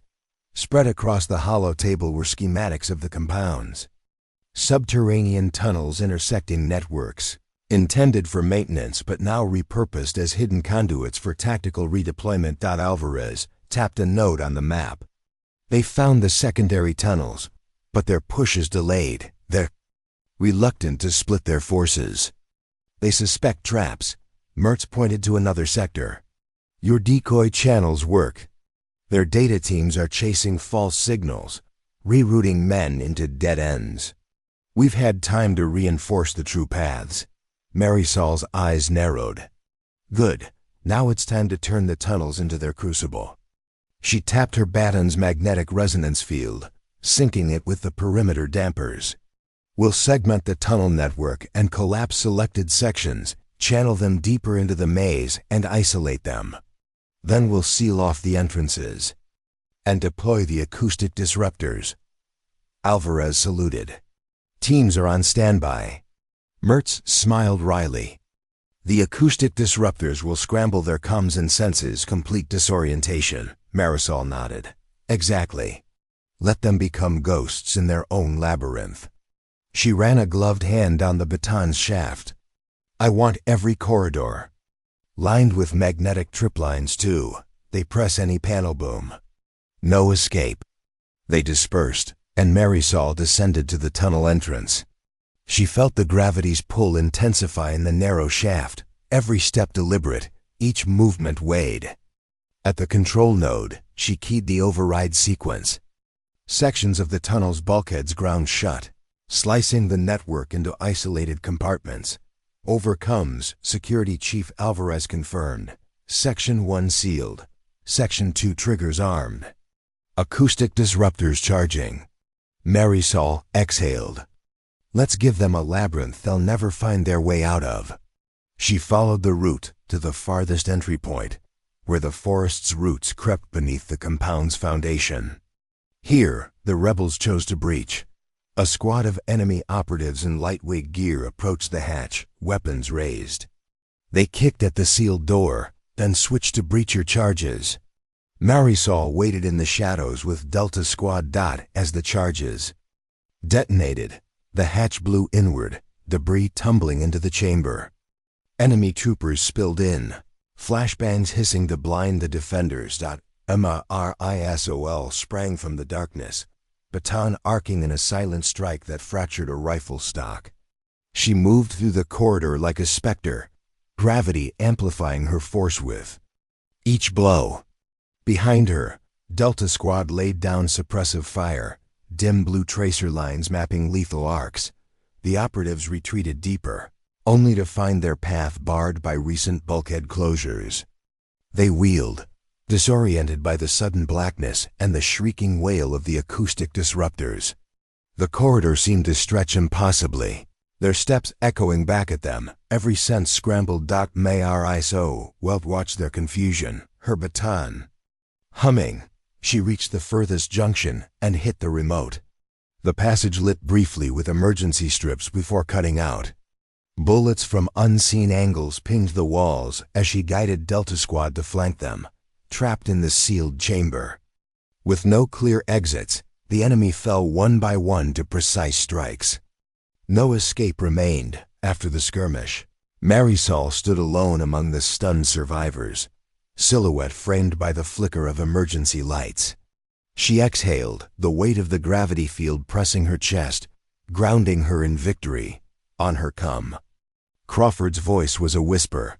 Primary breach at Sector G. We need you now. She holstered her baton. On my way. Let's finish this.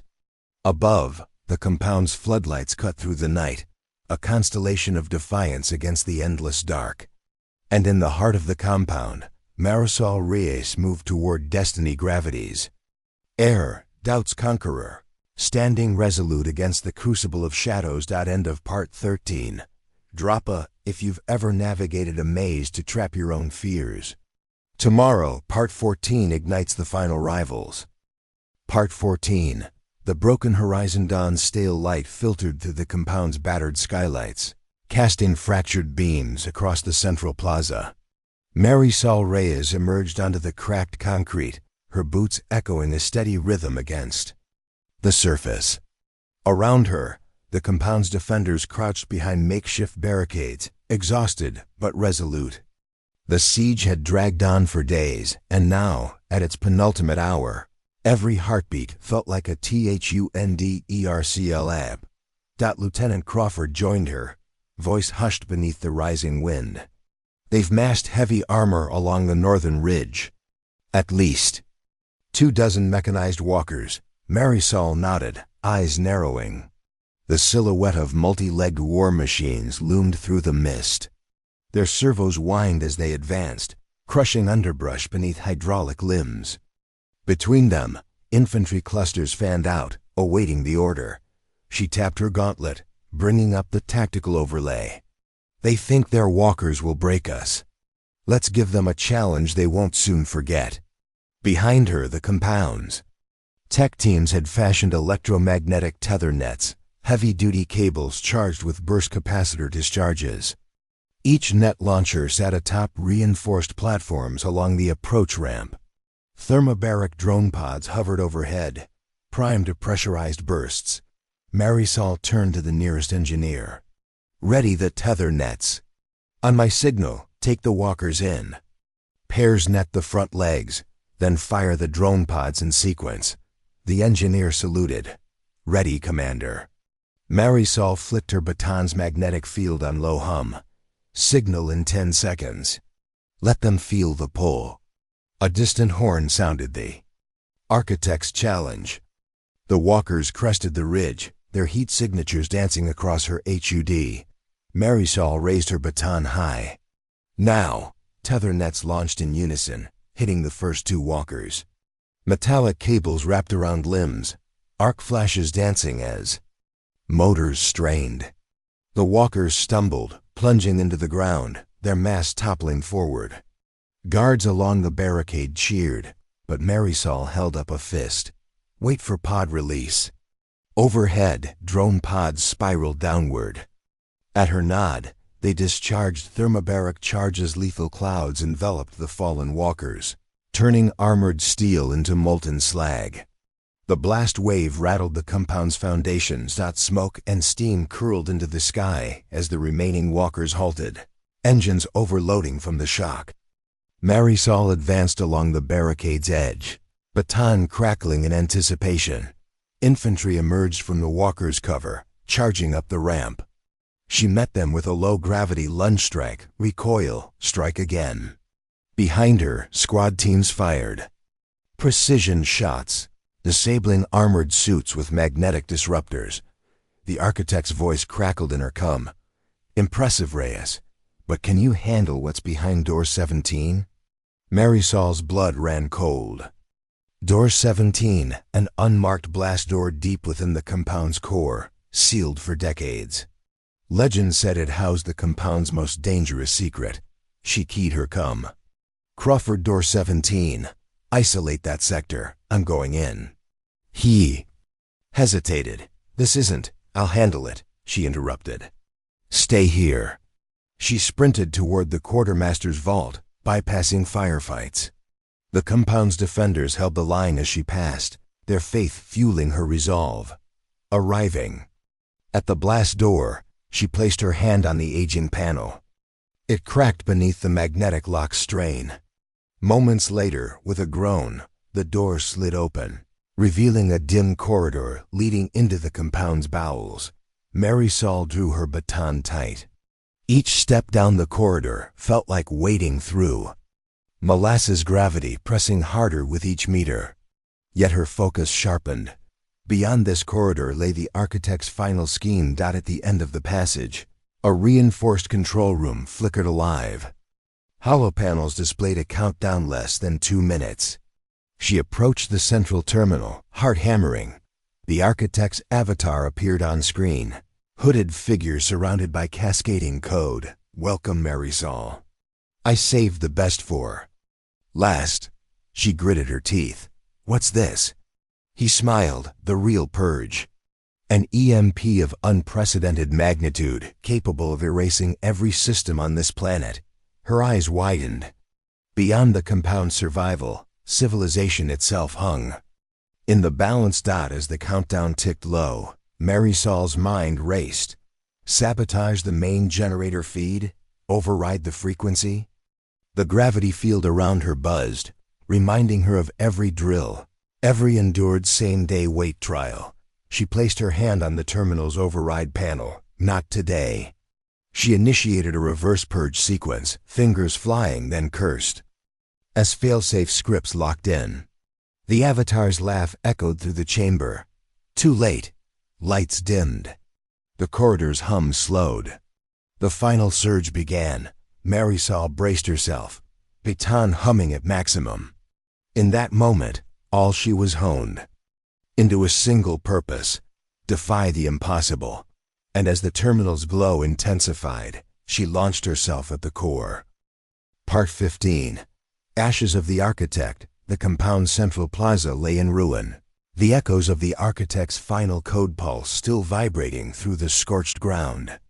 Marisol Reyes emerged from the collapsed control chamber, baton dimmed but at the ready. Dawn's first light filtered through the shattered skylights, illuminating clouds of dust and ash that drifted like ghostly specters. Crawford met her halfway. Relief and exhaustion painted across his features. The purge sequence aborted, he reported. voice hoarse. System stabilizing. But the viral code spread into our diagnostics array. We'll need hours to fully cleanse the core servers. Marisol nodded, her gaze scanning the debris-strewn corridor. Sparks flickered from breached conduits, and digital readouts flickered on and off like dying stars. Then we buy time. We lure him out. She tapped her gauntlet to bring up the tactical overlay of ghostly grid mapping breaches, secure nodes, and potential choke points. Crawford frowned. But he's still masked by the code runners. He could be anywhere. She met his gaze, unwavering. He's here, among the corridors he built. Follow the gravity trails.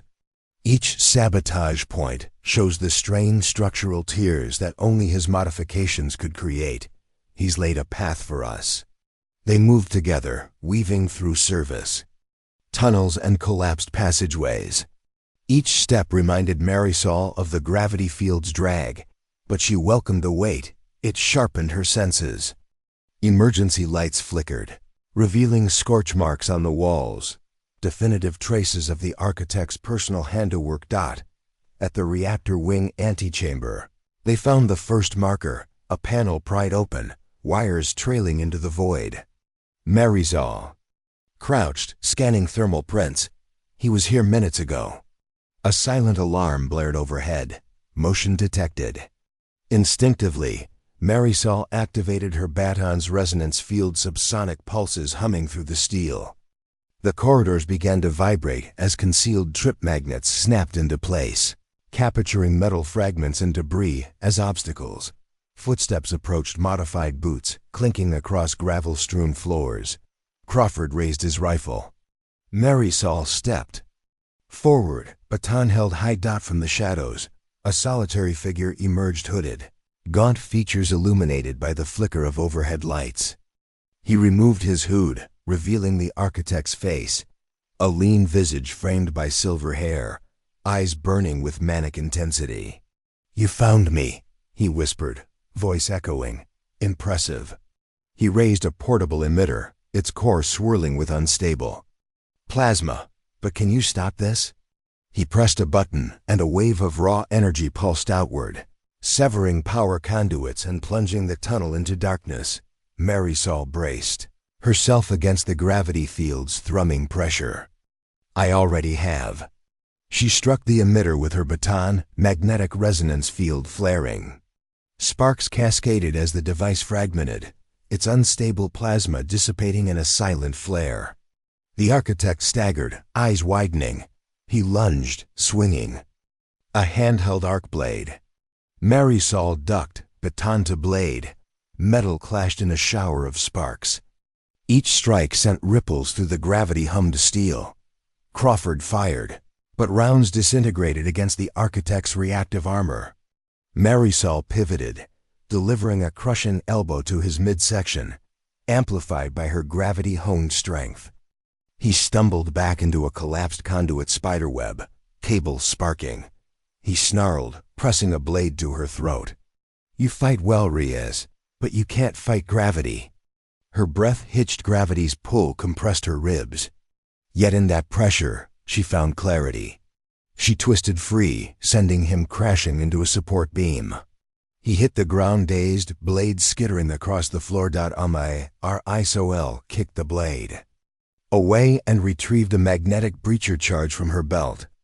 "Gravity guides every move," she said, placing the charge at his feet. "And gravity always finds its center." She stepped back. The charge ignited in a dull thump, sending a shockwave that reverberated through the tunnel. In the glow, the architect, LUNMOVING. Crawford approached, rifle lowered. "It's over." Marisol regarded the fallen architect, chest heaving. "It's ended." She touched the crush of cables behind them. "Let's restore this place brick by brick, code by code."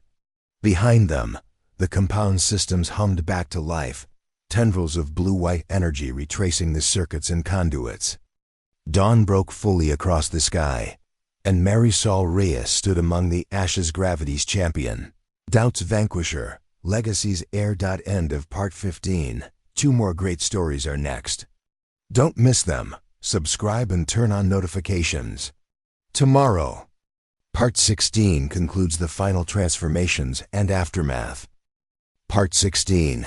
Aftermath and Ascendance. The compound lay in the fragile calm after the climactic confrontation. Dawn's light filtered through shattered windows, illuminating corridors strewn with debris and the remnants of sabotage. Marisol Reyes moved through the halls, each step deliberate, muscles heavy from the weighted rigors of 1.5x gravity training, yet infused with the quiet triumph of survival. Around her, teams assessed damage, tended to wounded allies, and rebooted critical systems. Lieutenant Crawford found her at the command center's threshold, exhaustion and relief mingling on his face. "The core servers are stabilized," he reported. "The viral purge cleared. Our diagnostic arrays are back online." Marisol nodded, eyes softening as she surveyed the battered holodisplays. The map showed green across most sectors, only a few nodes flickering in amber. "Good. Initiate full system diagnostics and synchronize all logs. We need a comprehensive report for command." Crawford glanced at the datapad in his hand. "I've already started. They'll want every detail: asset losses, structural damage, and enemy tactics." She offered him a small smile. "Then let's give them a story of resilience." Across the plaza, medics loaded the last of the casualties into hover ambulances. Marisol watched as the injured were moved to the triage dome, their faces registering gratitude and fatigue. She stepped forward, placing a hand on a passing medic's shoulder. "Thank you for every life saved." The medic nodded, eyes glistening, turning. Marisol entered the adjacent operations bay where Engineer Mertz oversaw the reactivation of the uplink dome's communication arrays. Sparks danced as technicians replaced circuit boards and realigned the tracker dish. Mertz looked up. "We'll have full contact with command patrols shortly. We'll also be able to transmit our own reconnaissance data." Marisol's gaze lingered on the rotating satellite projection, no longer a harbinger of attacks, but a conduit for long-awaited relief. "Send a priority message. We held at all critical points, casualties minimal. Additional support inbound in 60 hours. Mertz pressed a sequence, the dome's lights pulsing in acknowledgement.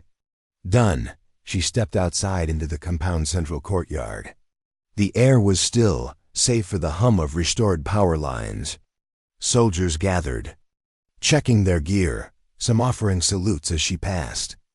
In the distance, security teams dismantled remaining traps and cleared safe lanes. Marisol ascended a raised platform, once a command overlook, now a vantage for the compound's new beginning. Gathering the attention of the assembled defenders, she raised her baton. "Everyone listen up." A hush fell. Faces turned upward, reflecting dawn's gentle glow. She scanned the crowd: technicians, medics, engineers, security officers, all united by a shared ordeal. "We faced sabotage, siege, and storm," she began, voice steady. "They laughed at our defenses, doubted our strength. But together, we proved them wrong." She paused, letting her words settle. "Gravity was our crucible, doubt was our catalyst. Through every trial, we stood firm. Today, we rebuild not just these walls, but our conviction." Cheers rose, a wave of gratitude and pride. Marisol allowed herself a moment to feel the unity she'd forged within these steel halls. Below, Crawford stepped up beside her. She nodded, and he addressed the crowd. "Command has been notified. Reinforcements will arrive. But until then, we remain vigilant. Our victory today is the start of something greater." The crowd erupted in renewed vigor, echoing their resolve across the compound. Marisol watched the sunrise crest over the tree line, the horizon alive with promise. Later, as she walked the perimeter, she paused at the memorial wall platinum. Plaques etched with names of fallen defenders. She traced her finger across one, closing her eyes in silent tribute. Then she looked outward, Across the compound's walls to the world beyond, Marisol Reyes inhaled deeply. Gravity had shaped her body. Doubt had steeled her mind. Now legacy guided her purpose. The trials had tempered her into a leader, her steps. Lighter without the artificial weight. Tomorrow, the compound would begin anew. But this dawn belonged to those who stood firm, who mastered doubt, and who embraced the weight of legacy. Drop a if you've ever turned your hardest trials into your greatest triumphs. 2 more stories await. Don't miss the finale. Subscribe and turn on notifications. Part 17. The Dawn of Reckoning. Marisol Reyes stood atop the newly reconstructed walls of the compound as first light broke over the distant horizon, her silhouette framed by the rising sun. Each beam of gold and crimson cut through the morning mist, illuminating the scars of battle, shattered barricades, smoldering craters, and the steady hum of repair drones at work. Around her, defenders moved with renewed purpose, their fatigued features brightening at the promise of a turning tide. Lieutenant Crawford emerged beside her, datapad in hand. Final satellite pass indicates no further enemy reinforcements. The ridge platform is silent. She watched the faint outline of Echo 7's beam trace across the sky, its path now clear of hostile interference. They've retreated, she observed, voice a cool whisper. Or they're preparing a last gambit. Below them, the compound's gates opened to admit a convoy of allied vehicles, light transports, refueling units, and heavily armored personnel carriers. The defenders cheered softly, but Marisol held her gaze on the forest beyond, where pockets of enemy scouts might still lurk. We're not out of danger, she cautioned. But we have the advantage now. Let's bring everyone home. 1. Reconsolidation. The Allied reinforcements poured into the compound's secure zones, unloading fresh supplies and medical teams. Marisol coordinated with Commander Hamid, the incoming support leader, to organize resupply corridors and casualty evacuation plans. Under her direction, supply lines were established in record time, ensuring that every frontline defender received critical gear and a moment's rest. Point 2. The after-action sweep. Marisol led a specialized unit to clear the forest perimeter of remaining hostile elements. Using thermal drones and magnetic trip lines, they secured the compound's outer boundaries. Each clearing operation uncovered hidden caches, improvised explosive devices, sabotaged sensors, and coded datapads. Marisol ordered every find logged and transmitted to command, ensuring the enemy's tactics would be studied and countered in future operations. 3. Legacy of Gravity. In the training courtyard, Marisol oversaw a gravity simulation demonstration for new recruits. She guided trainees through weight resistance drills at varying intensities, emphasizing the discipline that had carried her through the siege. As each recruit completed the challenge, she offered words of encouragement. Gravity tests your limits. Master it, and nothing can hold you down. 4. Personal reflections. Late in the evening, Marisol sat alone at the memorial wall, tracing names of those lost in the siege. Among them, she found familiar plaques, mentors, comrades, and even fleeting adversaries. She whispered their names, a vow forming on her lips. The compound would stand as their legacy, a beacon of resilience against all odds. Point 5. The turning point. On the final day, a ceremony was held at dawn's second light. Survivors and allies gathered as Marisol delivered her address. We faced shadow and subterfuge. We weathered doubt and gravity's grasp. Today, we rise not just as defenders of this compound, but as champions of legacy and resolve. Let our unity be the gravity that binds us and the force that propels us forward.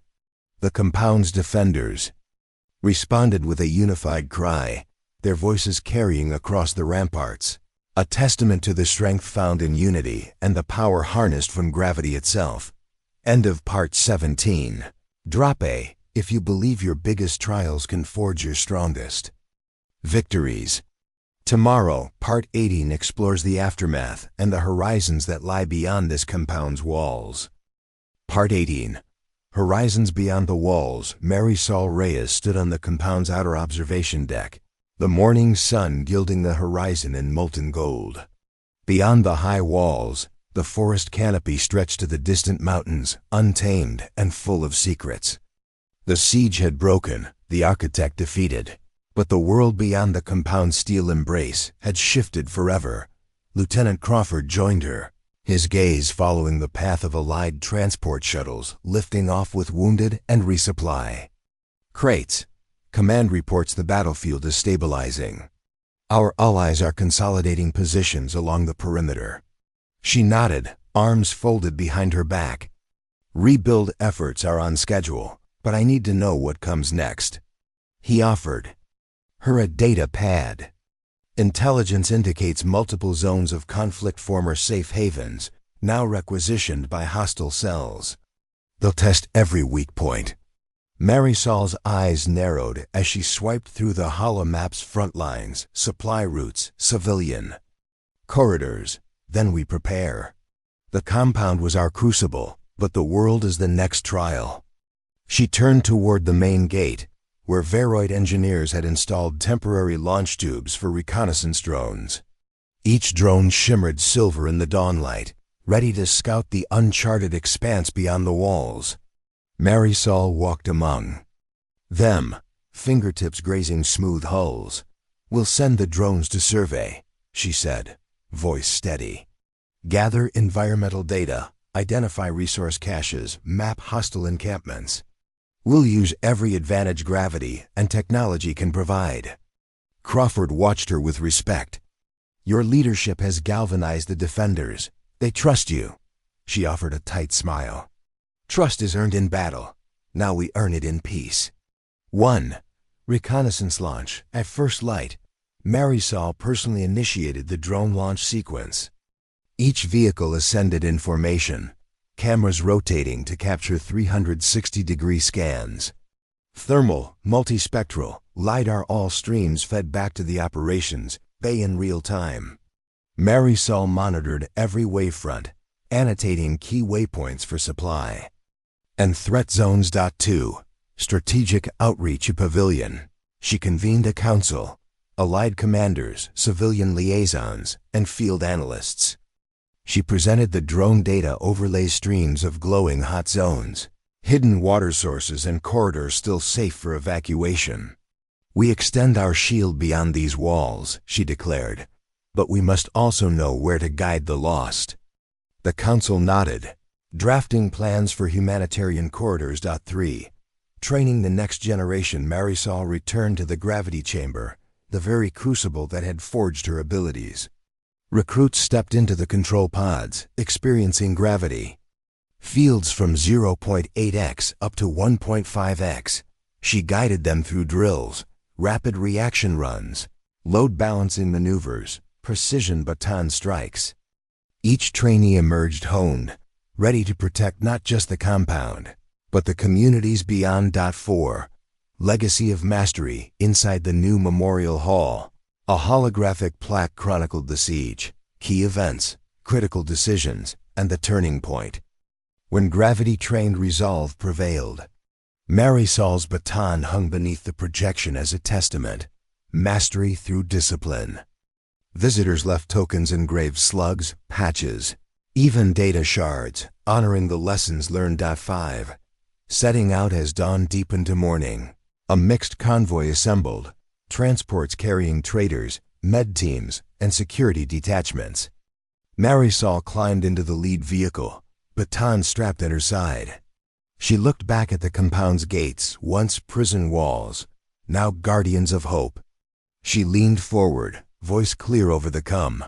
"Let's show the world what happens when you master gravity and embrace doubt. Forward to new horizons. Drapa, if you're ready to reach beyond your current boundaries." Tomorrow, in Part 19, we chart the path toward rebuilding and alliances that will reshape this fractured world. Part 19. Forging alliances, Marisol Reyes surveyed the convoy's departure from the compound gates. Every transport carrying wounded soldiers, essential supplies, and diplomatic envoys bound for the fractured territories beyond. The rising sun painted the horizon in pale gold as the last shuttle lifted off, its engines humming with promise. Around her, the compound's key leaders, military commanders, civilian liaisons, and intelligence officers gathered in the newly rebuilt courtyard, awaiting her address. Silence fell as Marisol stepped onto the raised dais, baton clipped firmly at her hip. She drew a steady breath, the weight of responsibility grounding her like the gravity field she had mastered. Before her, in neat rows, sat representatives of allied clans, each wearing distinct uniforms and wary expressions, born of trust earned only in adversity. She began, voice carrying across the stone plaza. Today, we stand at a crossroads. This compound, once a fortress under siege, now becomes a beacon of hope for the world beyond these walls. The alliances we forge here will shape the balance of power in the territories ahead. We fought as one against the spider of sabotage. Now we must build together to ensure those webs of deceit cannot reach us again. A delegation leader from the Northern Council rose, voice measured. Commander Reyes, your leadership has inspired U.S., but the clans remain divided, old rivalries of die hard. How do we unify against a threat we can barely see? Marisol nodded, acknowledging the question's weight. Rivalry is born from fear of the unknown, of scarcity, of betrayal. We have proven that unity, even under the crushing weight of conflict, empowers us beyond our individual strengths. I propose a joint task force, engineers from every clan working side by side to rebuild infrastructure, medics sharing protocols, security units cross-training. Let every clan's greatest skill become the compound's greatest asset. Murmurs rippled through the crowd. A southern envoy, clad in desert-patterned fatigues, spoke. And what of the architect's network? His reach extended beyond this province. Can we trust these corridors to remain secure? Marisol met his gaze. We will establish sentinel outposts along key routes, manned by mixed squads from all clans. Each shift will include at least one representative from each allied group, so no single faction holds sway. We guard not just these walls, but our trust in one another. Silence, then nods of assent. One by one, envoys rose to pledge their clan's contributions: water purification tech, advanced surveillance teams, reconnaissance units for scouting uncharted zones. As each voice affirmed unity, Marisol felt the compound spirit swell. After the pledges, she concluded, we reshape not only the terrain of war, but the landscape of cooperation. Gravity taught me that every force needs a center. Today, this compound becomes that axis. Stand with me, and together we will forge a future unbreakable by doubt or darkness. Cheers broke out, echoing off the rebuilt walls. The allied envoys clasped hands, forming a chain of solidarity around the plaza. Marisol allowed a fleeting smile before turning toward the looming gates. Beyond lay the wider world complex, uncertain, yet full of possibility. Our next chapter begins now. Part 22. Legacy forged in gravity. The final dawn broke over the compound with a solemn stillness, proof that after every tempest, a calm would follow. Marisol Reyes stood at the edge of the rebuilt plaza, her baton sheathed and her gaze lifting to the sky above the gates. Behind her, defenders and allies gathered one last time, casting their eyes forward to the horizon where hope and uncertainty met. She stepped onto the platform, the early light casting long shadows behind her. Silence spread until only the gentle whir of restored systems and distant drone rotors filled the air. Today, she began, voice clear and unwavering, we close this chapter not with the echo of battle, but with the promise of a future we will build together. For weeks we faced sabotage, siege, and the weight of doubt. Yet we endured, bound by resolve and the gravity that shaped us. Now our legacy begins. She paused as the crowd leaned in. Allied envoys, clan leaders, engineers, medics, and soldiers all stood united. This compound, she continued, once a fortress under relentless assault, now stands as the heart of our alliance. Its walls no longer mere barriers, but symbols of unity and resilience. As we venture beyond these gates, remember, doubt is the force that forges our greatest strengths, gravity our constant companion. In every challenge, carry both as your allies. She raised her baton high the final time. Let this be our vow, to uphold one another, to guard our trust, and to harness every trial into triumph. 2 more great stories are next. Don't miss them. Subscribe and turn on notifications. As she lowered her arm, the crowd erupted in a powerful chorus of affirmation. Flare cannons lit the sky in brilliant arcs of color, and the compound's automated chimes rang a harmonious cadence, an anthem for a new era. Marisol Reyes turned and walked toward the open gates, footsteps steady. Behind her, the compound stood revitalized, a testament to unity wrought under pressure, and to a heroine who proved gravity itself could be mastered. End of final part. Part 22. 2 more great stories are next. Don't miss them. Subscribe and turn on notifications. Part 22. Legacy forged in gravity. The final dawn broke over the compound with a solemn stillness, proof that after every tempest, a calm would follow. Marisol Reyes stood at the edge of the rebuilt plaza, her baton sheathed and her gaze lifting to the sky above the gates. Behind her, defenders and allies gathered one last time, casting their eyes forward to the horizon where hope and uncertainty met. She stepped onto the platform, the early light casting long shadows behind her. Silence spread until only the gentle whir of restored systems and distant drone rotors filled the air. Today, she began, voice clear and unwavering, we close this chapter not with the echo of battle, but with the promise of a future we will build together. For weeks we faced sabotage, siege, and the weight of doubt. Yet we endured, bound by resolve and the gravity that shaped us. Now our legacy begins. She paused as the crowd leaned in. Allied envoys, clan leaders, engineers, medics, and soldiers all stood united. This compound, she continued, once a fortress under relentless assault, now stands as the heart of our alliance. Its walls no longer mere barriers, but symbols of unity and resilience.